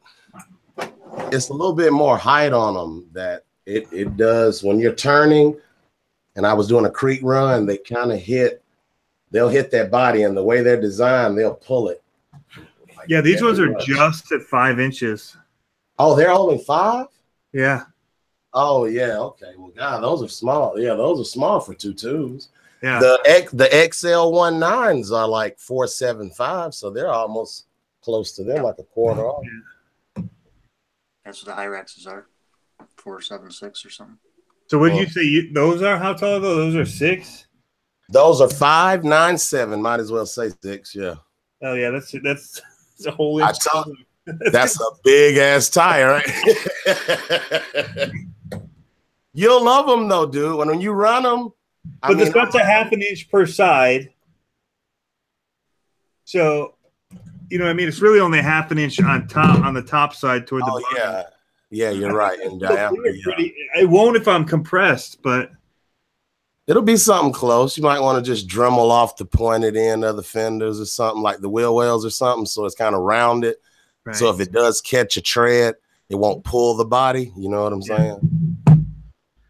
But they work good, dude. And I got these guys. I'm gonna throw these guys in right here. Those are the XL size Crawler Innovations foams. They're waterproof. Oh, wow. You can run your tires vented if you want. And what you can, but what you do is if you put a soft foam around it, I got some real big foams you can kind of wrap around that. It'll feel the tire better. But it'll be up to you how you want to tune the tire. You know what I'm saying? Yeah. Make a dual stage. Yeah, there you go. Yeah, I kind of ran mine dual stage with the hard in the center and the soft on the outside. But I did notice after 2 or 3 runs in the mud, the outside got wet, and I ended up taking the tire apart and all that crap. So, you know, it was like, gotcha. Yeah, I tried them with just the closed cell, single stage. It's just a little bit of tire it's a little space between the tire and the foam. So when you're riding it hard through the mud and you turn, that little bit of sway that shifts will kind of flip you if you're not careful. Are you gonna put sway bars on that truck, Tony? No. You should throw them in the back if you want. I mean, if you can, throw some sway bars on it. I'll have to see. I mean, it's all mounted up. I don't know where I'd put them on here. I didn't have them on mine. It worked cool. I just had to make sure what I did was I ran like 20% drag brake. So if like I shot through a puddle real fast and I wanted to bust a U-turn, I just let off the gas and the drag brake would slow me enough to be able to turn without flipping. Then get back in the gas. You kind of just have to be real finicky with the trigger on them sometimes. Yeah. You got stock SCX10 axles on that? Well, one of them, but then I got these aluminum or yeah. Oh yeah, I saw those. Yeah, I mean stock width. They're stock width. Yep. Yeah, I want it to be tall and narrow like a mud truck, you know? Okay. So look at that. That's super narrow. Oh yeah. That's nice. So it's just kind of that look I was going for. It's not necessarily going to be the best performer, but well, it's all about having fun with it. You know what I'm saying? Yeah. So I know its limitations are going to be there for sure, that it's going to want to roll. But that's part of it, you know, just trying to keep it on all four. Because with that Traxxas motor in there, it just, man, it wants to stand up when you hit the gas. It's just, you know, crooked like a Yeti. Oh, yeah. There's a Millennium system in it. Yep. Yeah, the VXL 3S. Okay. 3500, I think, is what those are. KV. Yep. I got it used though. That's the old one. The it's not the 4-pole one, right? Because the new ones are 4-pole. I don't think so. No. I don't think it's 4-pole. Okay. You know what was fun in my mud truck? I saw you doing an SCX10. I ran dual 27 turns in mine. Yeah, I was gonna do that, but it doesn't fit. Oh, and that chassis it doesn't? It's yeah. It's the interior. Let's try to pull up my gearbox. Here's that. So switch here. I think I ran the 3 Racing or something like that, dual motor mount. That's what Tony has also. Okay. So it's just there's a bar that runs right up across the top here. Oh wow. Yeah. And you can't put another motor there. Yeah, okay. I'd have to drop this somehow. Or cut something. Yeah, it's or cut the frame. So that's when I decided to go with the brushless. But Tank's right. I should get a censored one. I was going to say that and get one with an ESC that you can program a drag brake on. So right. A little bit of slow up without braking. You know what I'm saying? I love it. I'll find uses for this motor. I'm not too worried about it. I got a pretty good deal on it. Wasn't the best deal. It's like $80 or something for the whole system. That's a good basher setup, definitely. That's a good price for the ESC motor also. So it's like $80 for the kit. And I knew who had run it. It was the guy that works at the hobby shop, and he doesn't run them much except when he's racing. So I don't think that it's going to be too bad off. Cool. So I think he got it when the store was closing. He probably got it as one of the kits that they had there.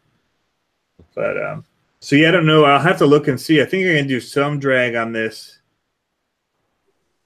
but I don't know. I haven't looked. I don't have the manual for it. I usually download them to my phone so I can control them from there. Yeah, for sure. But I need a new servo. I've got the Savox SW0230 MG. Is that the high torque one? I don't think so.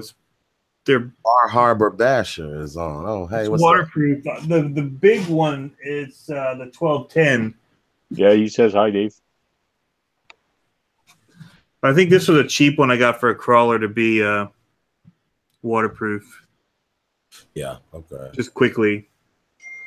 So, Dave, here's my attempt for sighting. I did some lines so it can look like siding on the camper. There you go. You were telling me about that. Yes, Yeah. indeed. I'm just debating on doing it on the top or not. So I don't know if I'm going to do it all the way up or not. But I like the two-tone effect. Yeah. Yeah. I like the. I like it like the bottom side, and that looks good. Yeah. These are going to be painted black, so look like tinted windows, but it's going to be a grayish black. So I got to go at the store, and then I'm going to fix the edges here, and then I'll age it, and I'll probably put a not a gloss finish, but a matte finish over everything once I'm finished, so it seals up everything. But I'll be putting some paint to make it look dirty and old and all that, so to make it look older. Yeah, that's nice. You know, if you want to make it look real reflective, just cut you a piece of tin out and glue and put it inside of there. Yeah. But it looks different. That's what I like about this build. It's different. Does the door open? No, it doesn't open because I won't be able to have an interior because the way I build it, this actually leans on the frame, so I could maybe build kind of an interior, but right now, no. Okay. Okay. It's I didn't build it to be scale. I just built it just to be different, and maybe I can get Sean over here. We have Sean. He's a styrene king. He builds styrene body like crazy, and it's just amazing. I should get him to build a camper, but a more modern one to fit on my frame. That'd be cool.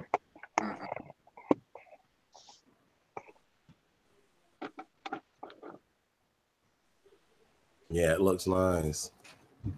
I can't wait to see the weathering you're going to do on it. I've yet to try a weathering technique. You've done it before, or is this going to be your first time trying it? It's going to be my first time trying. Okay. I can't wait to watch. So I probably won't videotape it. I'll probably do it and experiment. And then once I'm done, I might do a video on it of how I'm doing it, but we'll see. Maybe I can get a little private live stream or something.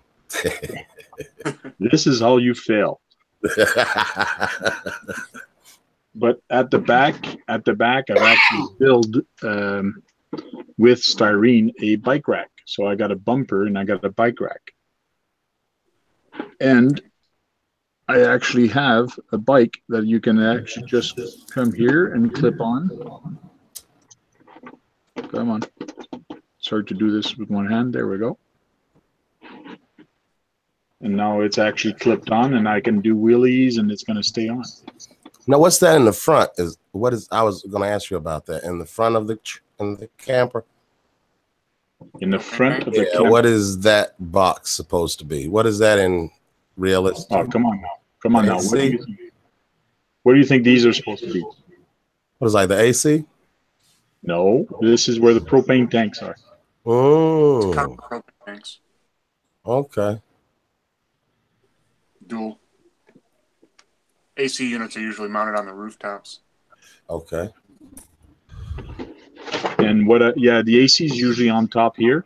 But what I've done is I've done a piece of styrene because I wanted to be able to turn the camper upside down to work on it.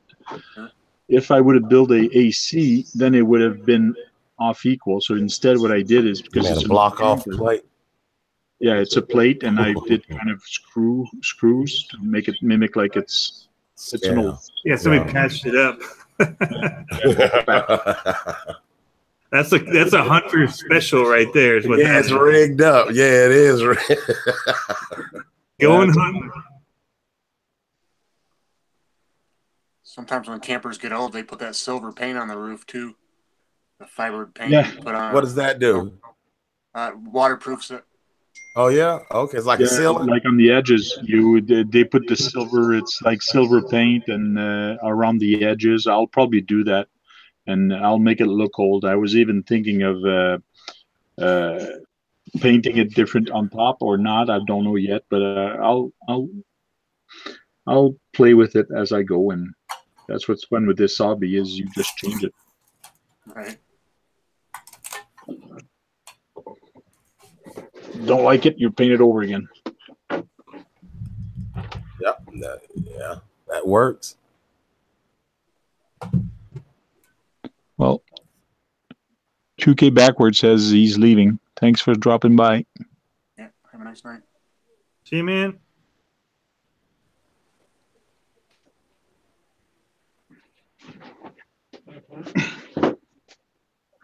If you guys can see this, but I wrapped my controller handle with paracord. The grip. Blue tarp, Bar Harbor Basher says. Be fantastic. Blue tarp on top. Yeah. A couple tires. Actually, I should do that. I should do a blue, get a blue tarp and put it on top of it, and then you pull the tarp off, and then the trailer leaves. Oh yeah, he said 2K RC back row said he liked it on the bottom only. Yeah, the lines, yeah. Yeah. Good idea. 10, then tinted. Yeah, that's what I think too. Paint it black and then put some tint on it and make it look like glass, Tank. Tint is real cheap. You can go to like your hardware store and buy some window tint, like get a foot of it. It probably comes 3 foot by 1 or something like that. What do you mean window tint? Like the real tint, like the real window tint that you put on your car, you can buy that. It's adhesive. If you paint it real smooth, you could just cut a square that's the same size as that window on the camper and kind of lay it on there and it'll stick to it. Yeah, true. And then it would have the glossy look. Just like there you go. Yeah, it would have the that reflective look to it. Mm-hmm.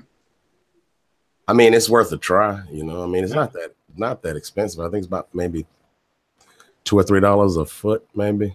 You can find somebody that does it locally. You may be able to get some scrap pieces from them because you'll be using real small pieces. Is the name Kagan? Yep. Okay. You mind if I ask you about the Wraith? What is that your is that your baby? It's just one of my SCX10s, one of my scalers. That's what I seem to have the most fun with. That's an SCX10 with the.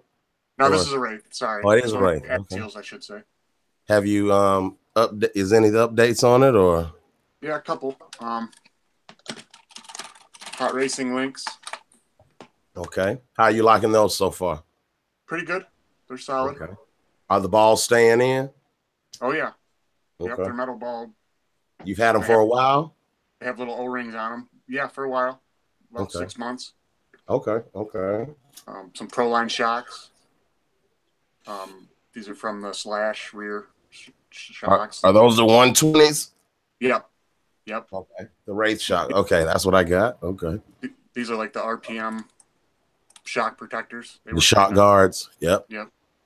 Are you running what springs you running on there? You got the stock ones? Yeah, these are just a stock dual rate. Was it green and yellow? Yep, yellow in the back. And I probably don't even have them in the right tires. Looks like yellow all the way around. Yep, yellow all the way around. Oh, it's yellow top and bottom all the way around? Oh, sorry. Just yellow bottom. Yellow bottom, green top? Yep, exactly right. Yeah. I went with the baby blues, the soft ones. Oh, my God, I love it. Okay. Yeah. Check that out. You got to buy the whole set to get them, though. That's the only downside with the Proline springs, but, you know. Are they black or white, the springs? They're the same color, but instead of having that yellow on it, it'll have the sky blue. Okay. Gotcha. Like the color of the Wraith body. They're kind of like a sky blue spring. Gotcha. A couple other things I did, a hot racing front link, and I used both links instead of just using one. I tied it in twice. Does that work? That does work good? Yep. It's a little bit far out in the front. You might catch the servo screw. Okay. Not careful. Then I had a Stampede 16th size front bumper and rear bumper, so I used those for the light kit. Okay. That worked out okay. The rear bumper is just hanging. It's all hooked down with zip ties, the bumpers. Okay. But yeah, that's about it. Just some hot racing diff covers that came with the kit. What type of power you got in it? This is the stock 20 turn. Okay. All right. So it's still brushed? Yep. Okay. Yep. Okay. You run it with drag brake, or you 50% or 100 on there? You 50%. You do 50. Oh, you do 50. Okay. Yep. All right. Got it. How do you like the Wraith compared to your other axials? I like that it's right out of the box. It's so scale. Yep. It's pretty easy to work on.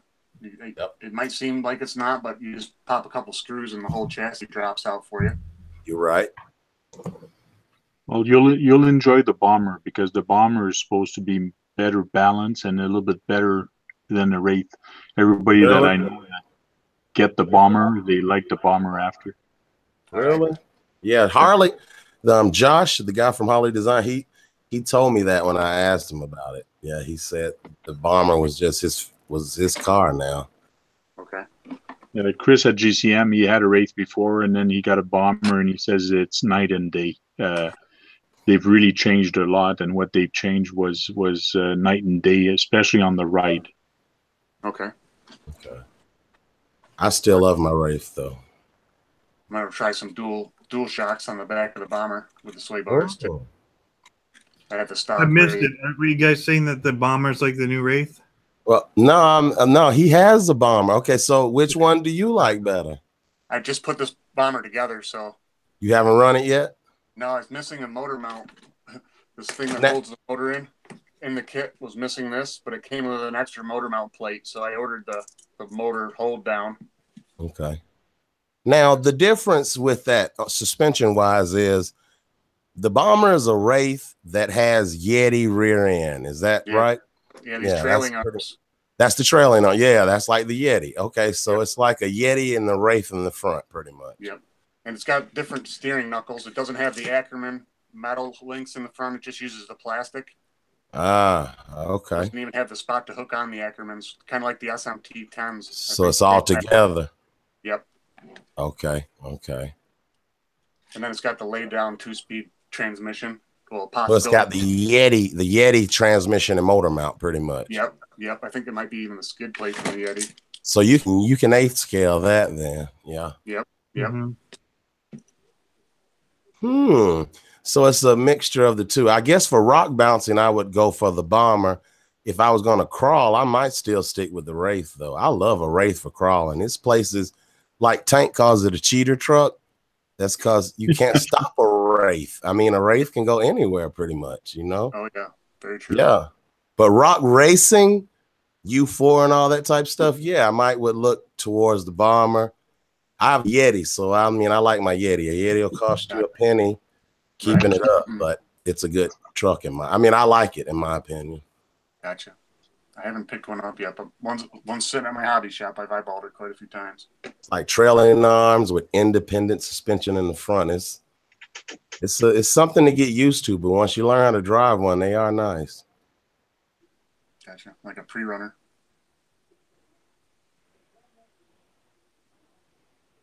Who was that you got there by the Mustang, Tank? It's a new guy. He's called the Godfather. Yeah, he looks like a pimp.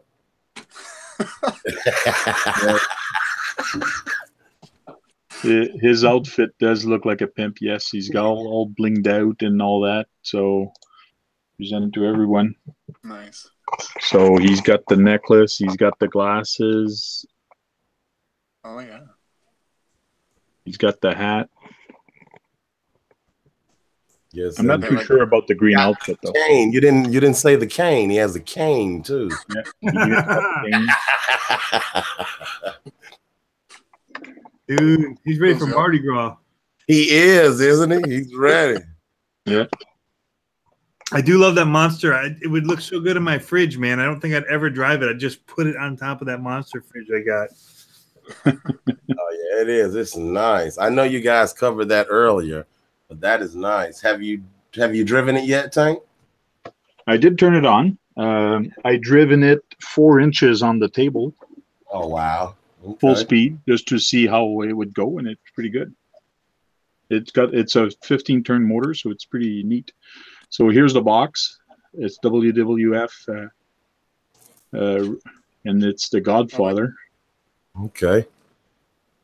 Oh yeah, I've seen him in the store. Yeah, I thought about him putting him in Dirty Money almost. I think. Yeah. But he's a heck of a lot bigger than Tank. Tank is a little shorter than him. My mini tank. Right. Well, Yeah, some of those rustlers are kind of tall, but in yeah. real life they are. So Yeah.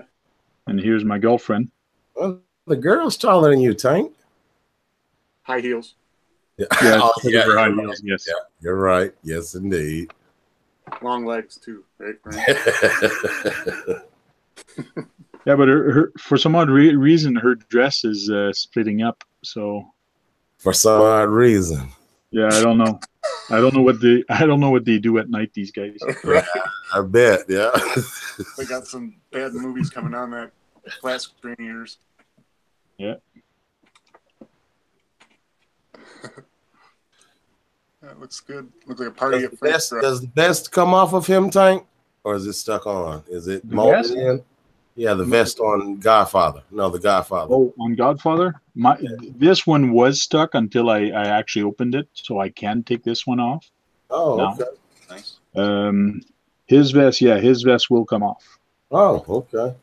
and he's got a black one underneath, but that one you can't take off. That's painted. Okay.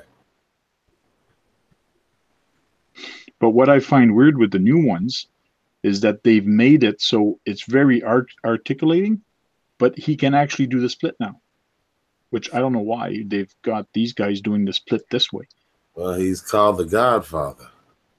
So it's really weird. Yeah. He lost his hat. Maybe I can put the hat on the girl. There we go. She's got a bun at the back. I can't put the hat on. No. And it just doesn't look that good on Tank. What do you have? The street tires on it now? Yeah, well, it does. I thought it came with the drifting tires, but it doesn't. So they are rubber. Rubber. Okay. Did it have foams, or they were already pre-assembled? They're pre-assembled, and I believe there's foam in there. Okay. Because when I feel them, it does feel like there's foam. Nice.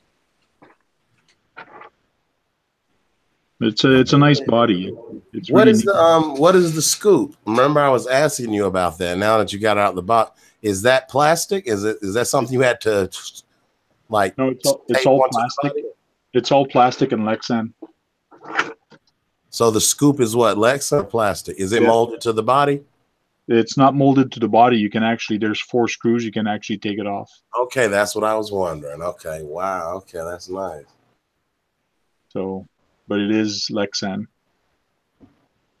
Oh yeah, they got detailed with that. Yep. Well, like I was mentioning earlier, the black and gray here is all painted underneath, but this is flat a sticker. Okay. That's a sticker. That's a sticker. Monster's a sticker. This is a sticker. Sticker. So the only thing that's really painted is the black and gray underneath. Yeah. Okay. Yeah, but everything else is stickers. The X's on the headlights are what? Outside or inside painted? Outside. There's they are stickers stickers? outside. Oh, okay. Okay. Yep. And you can't really put lights on it because everything is painted white inside. I was going to say that. Yeah. And at the back, it's also stickers. Okay. Oh, but it's got the cutouts on the fender well. Yeah, those flares are just perfect. Yeah. That's nice. Yeah. Cutouts at the back and at the front. It's got the downforce on there. It's got the wing under there, I see too. Yes. Yeah. Big wing on the hood. Big wing on the hood. Yeah.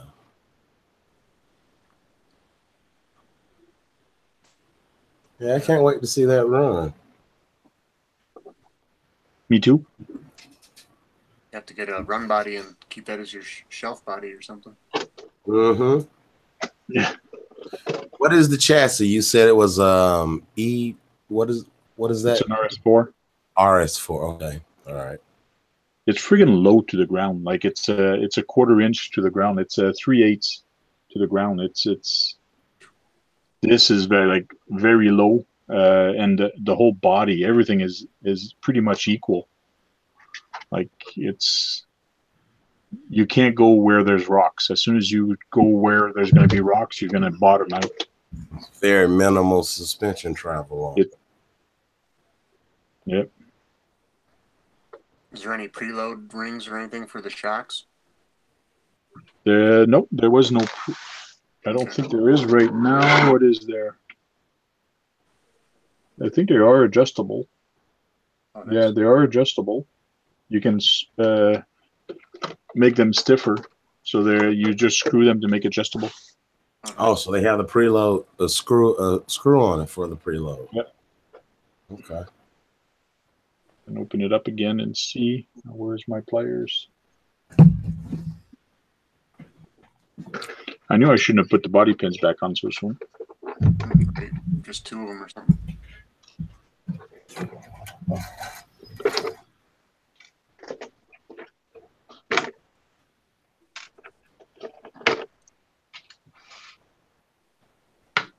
Now I want to go out and race with this thing. Yeah, I was gonna say, you could. Oh yeah, I like that. Are the wheels the same offset? They are the same. All of them are the same offset. I think so. The front's not deeper than the back. I mean, the back's not deeper than the front. No, the dish. When I look at how deep this is compared to the front, they're all the same. They're the same. Okay. Yeah, this is the same, and it looks to be. No, actually, the screw in the back is deeper than the screw at the front. Oh, so you could run you a nice VTA body on there. Yeah, that's nice. Yep. Yeah. So this screw at the back is much deeper than the front one. Okay. So there is a difference of offset. Okay. So at the back, I'm running at 8 3/8, and at the front, I'm running at 8-inch. Oh, okay. There we go. Yeah. So I got 8-inch at the front and 8 3/8 at the back. So it's much wider at the back than the front. And most drift bodies will fit that chassis right there. Right? Yeah. Yeah, it should. That's good.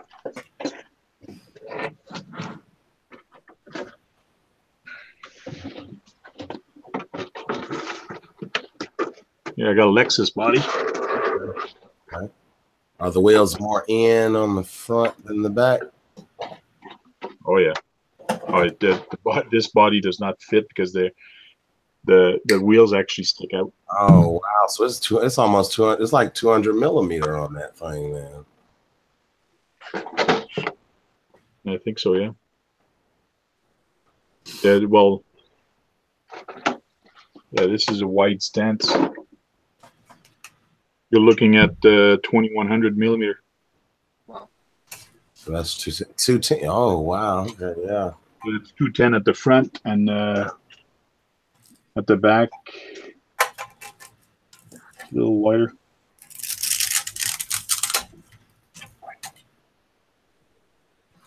Wow.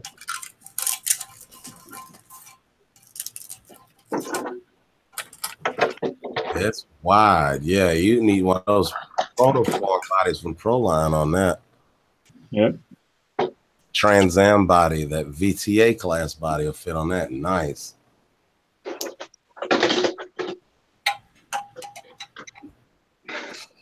You mean this one? Oh, you have one? I was going to show you this one. Can you? Yeah, I think I can. Yeah, I can show it on there. This one is nice too. I keep wanting to use it, but I haven't had a chance to. I have it on the TTO2 now. Oh, that's a Firebird. That's the Firebird. Yeah, yeah. It's got like a separate front piece to it. Yeah. And I think they say that's so when you're racing, when you get it into a little bit of a little fender bender with somebody, you know, the front will fall off or whatever. But yeah, that it's wide though compared to my other drift bodies. It's very wide. Yeah.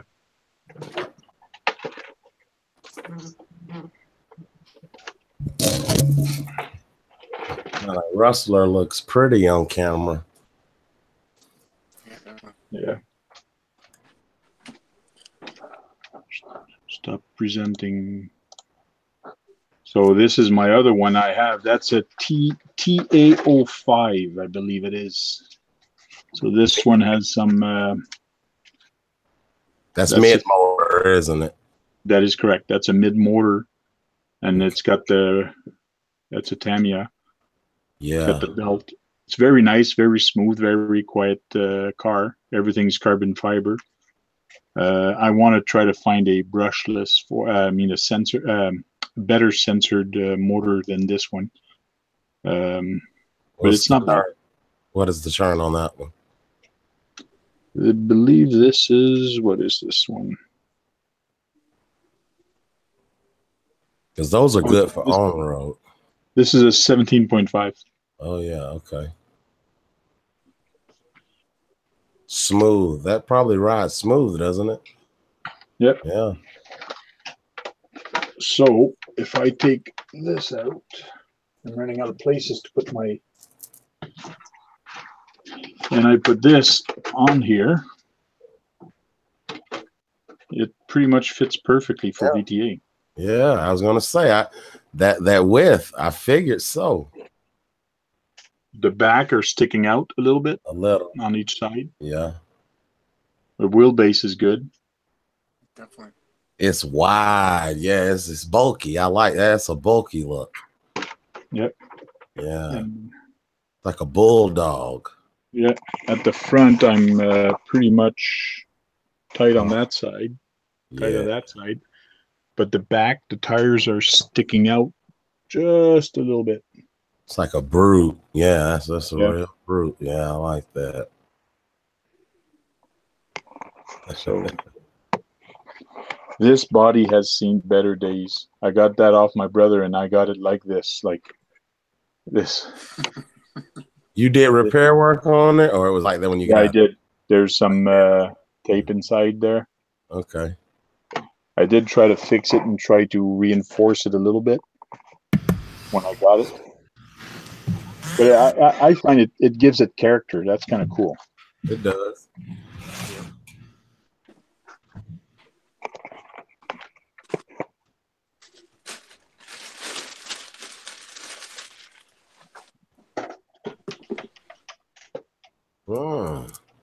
Bug body. Mm-hmm. Yes, indeed. What is that? What does that fit for? Slash 4x4. Okay. That's the slash? Okay. Yeah. And I reinforced it with that same tin tape stuff I told these guys about before.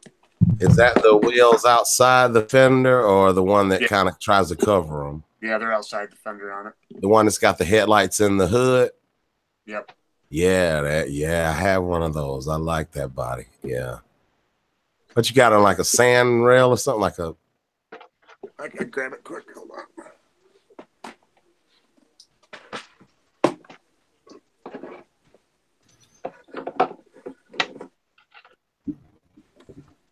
You been keeping busy, Dave? Yeah. Oh my God. Yes. Always. Indeed. Good. Oh, okay. A slash. It's two-wheel. That's two-wheel drive? 4-wheel. Oh, it's 4. Okay. All right. Oh, I love that bug body on a 4-wheel drive slash. Just let's slap it on there. Got the nice pro. It rolls over good too. Important for people like me to have it roll over good. See, yeah, I mean that bug body, the way it's rounded at the top, for some reason, it just when you turn too quickly and bam, it'll roll over fast and put you back on your feet. Oh yeah, there it is. RPM bumper, wheelie bars with the Traxxas wheels on it. Yep, I made this. Indeed. Okay, I like that center brace. What is that? Made it out of a piece of PVC with a heat blanket and squished the ends of it. Okay. And then this was actually a chassis brace that I bought, but it was for the old chassis. Okay. So it didn't fit quite right. I tried to bend. Is that that's not a LCG chassis? That's a high center. This is a LCG. Oh, it is a low center of gravity? Yep, this is a Slash Ultimate. Okay. All right. Okay. And then hot racing shroud. Okay. You got 10 scale power in it? Yeah, it's just got the Millennium stock system in it. So. Okay.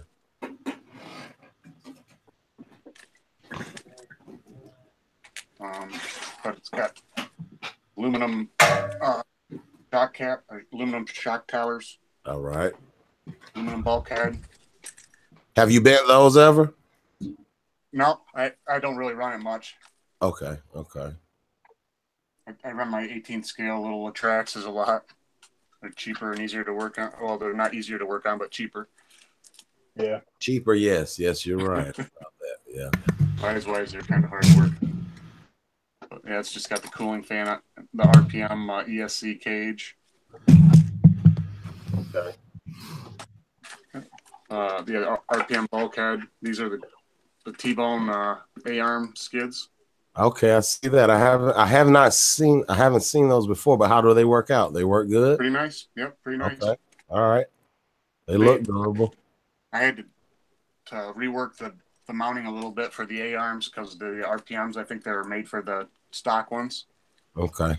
You just have to trim up the center is a little bit narrow to fit over the A-arm. You just make it a little bit wider and it fits on. I had to do a little bit of that when I put some Stampede guards. They got like some A-arm guards for the 4x4 Stampede. I had to shave a little bit off the RPMRs for those to fit too. Gotcha. Cool. That was a struggle cutting Delrin with a handsaw. How does that the net work? Does that work good? It works good except for the Slash. They have the antenna. So I had to cut a little hole in it and sew around it so it wouldn't fray. Which one you got? Which one do you have? This is a hot racing shroud. Okay. All right. Zip in the middle type deal. Yep. It's got two zippers that go down, one on each side. Okay. And then again, it's like on my E-Revo, it's a little short, so I take a piece of take some duct tape. It's got the Velcro like usual, but then you take duct tape and put your scratchy side on one side and your loop on the other. Okay. And it just makes like an extension so that it gives you an extra couple inches so it doesn't push down on everything so much. Okay. All right. Yeah. And then, how does your chassis brace work, though? It works effectively? yeah, seems to stiffen it up quite a bit and makes for a good handle. Okay. I like the Proline shock tower. The body mounts are nice. Yeah, I use those myself. I do love them.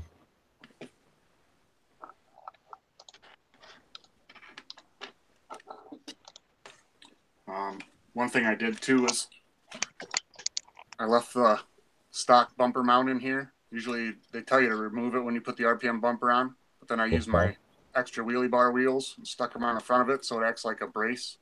Okay. And it just gives it extra bracing.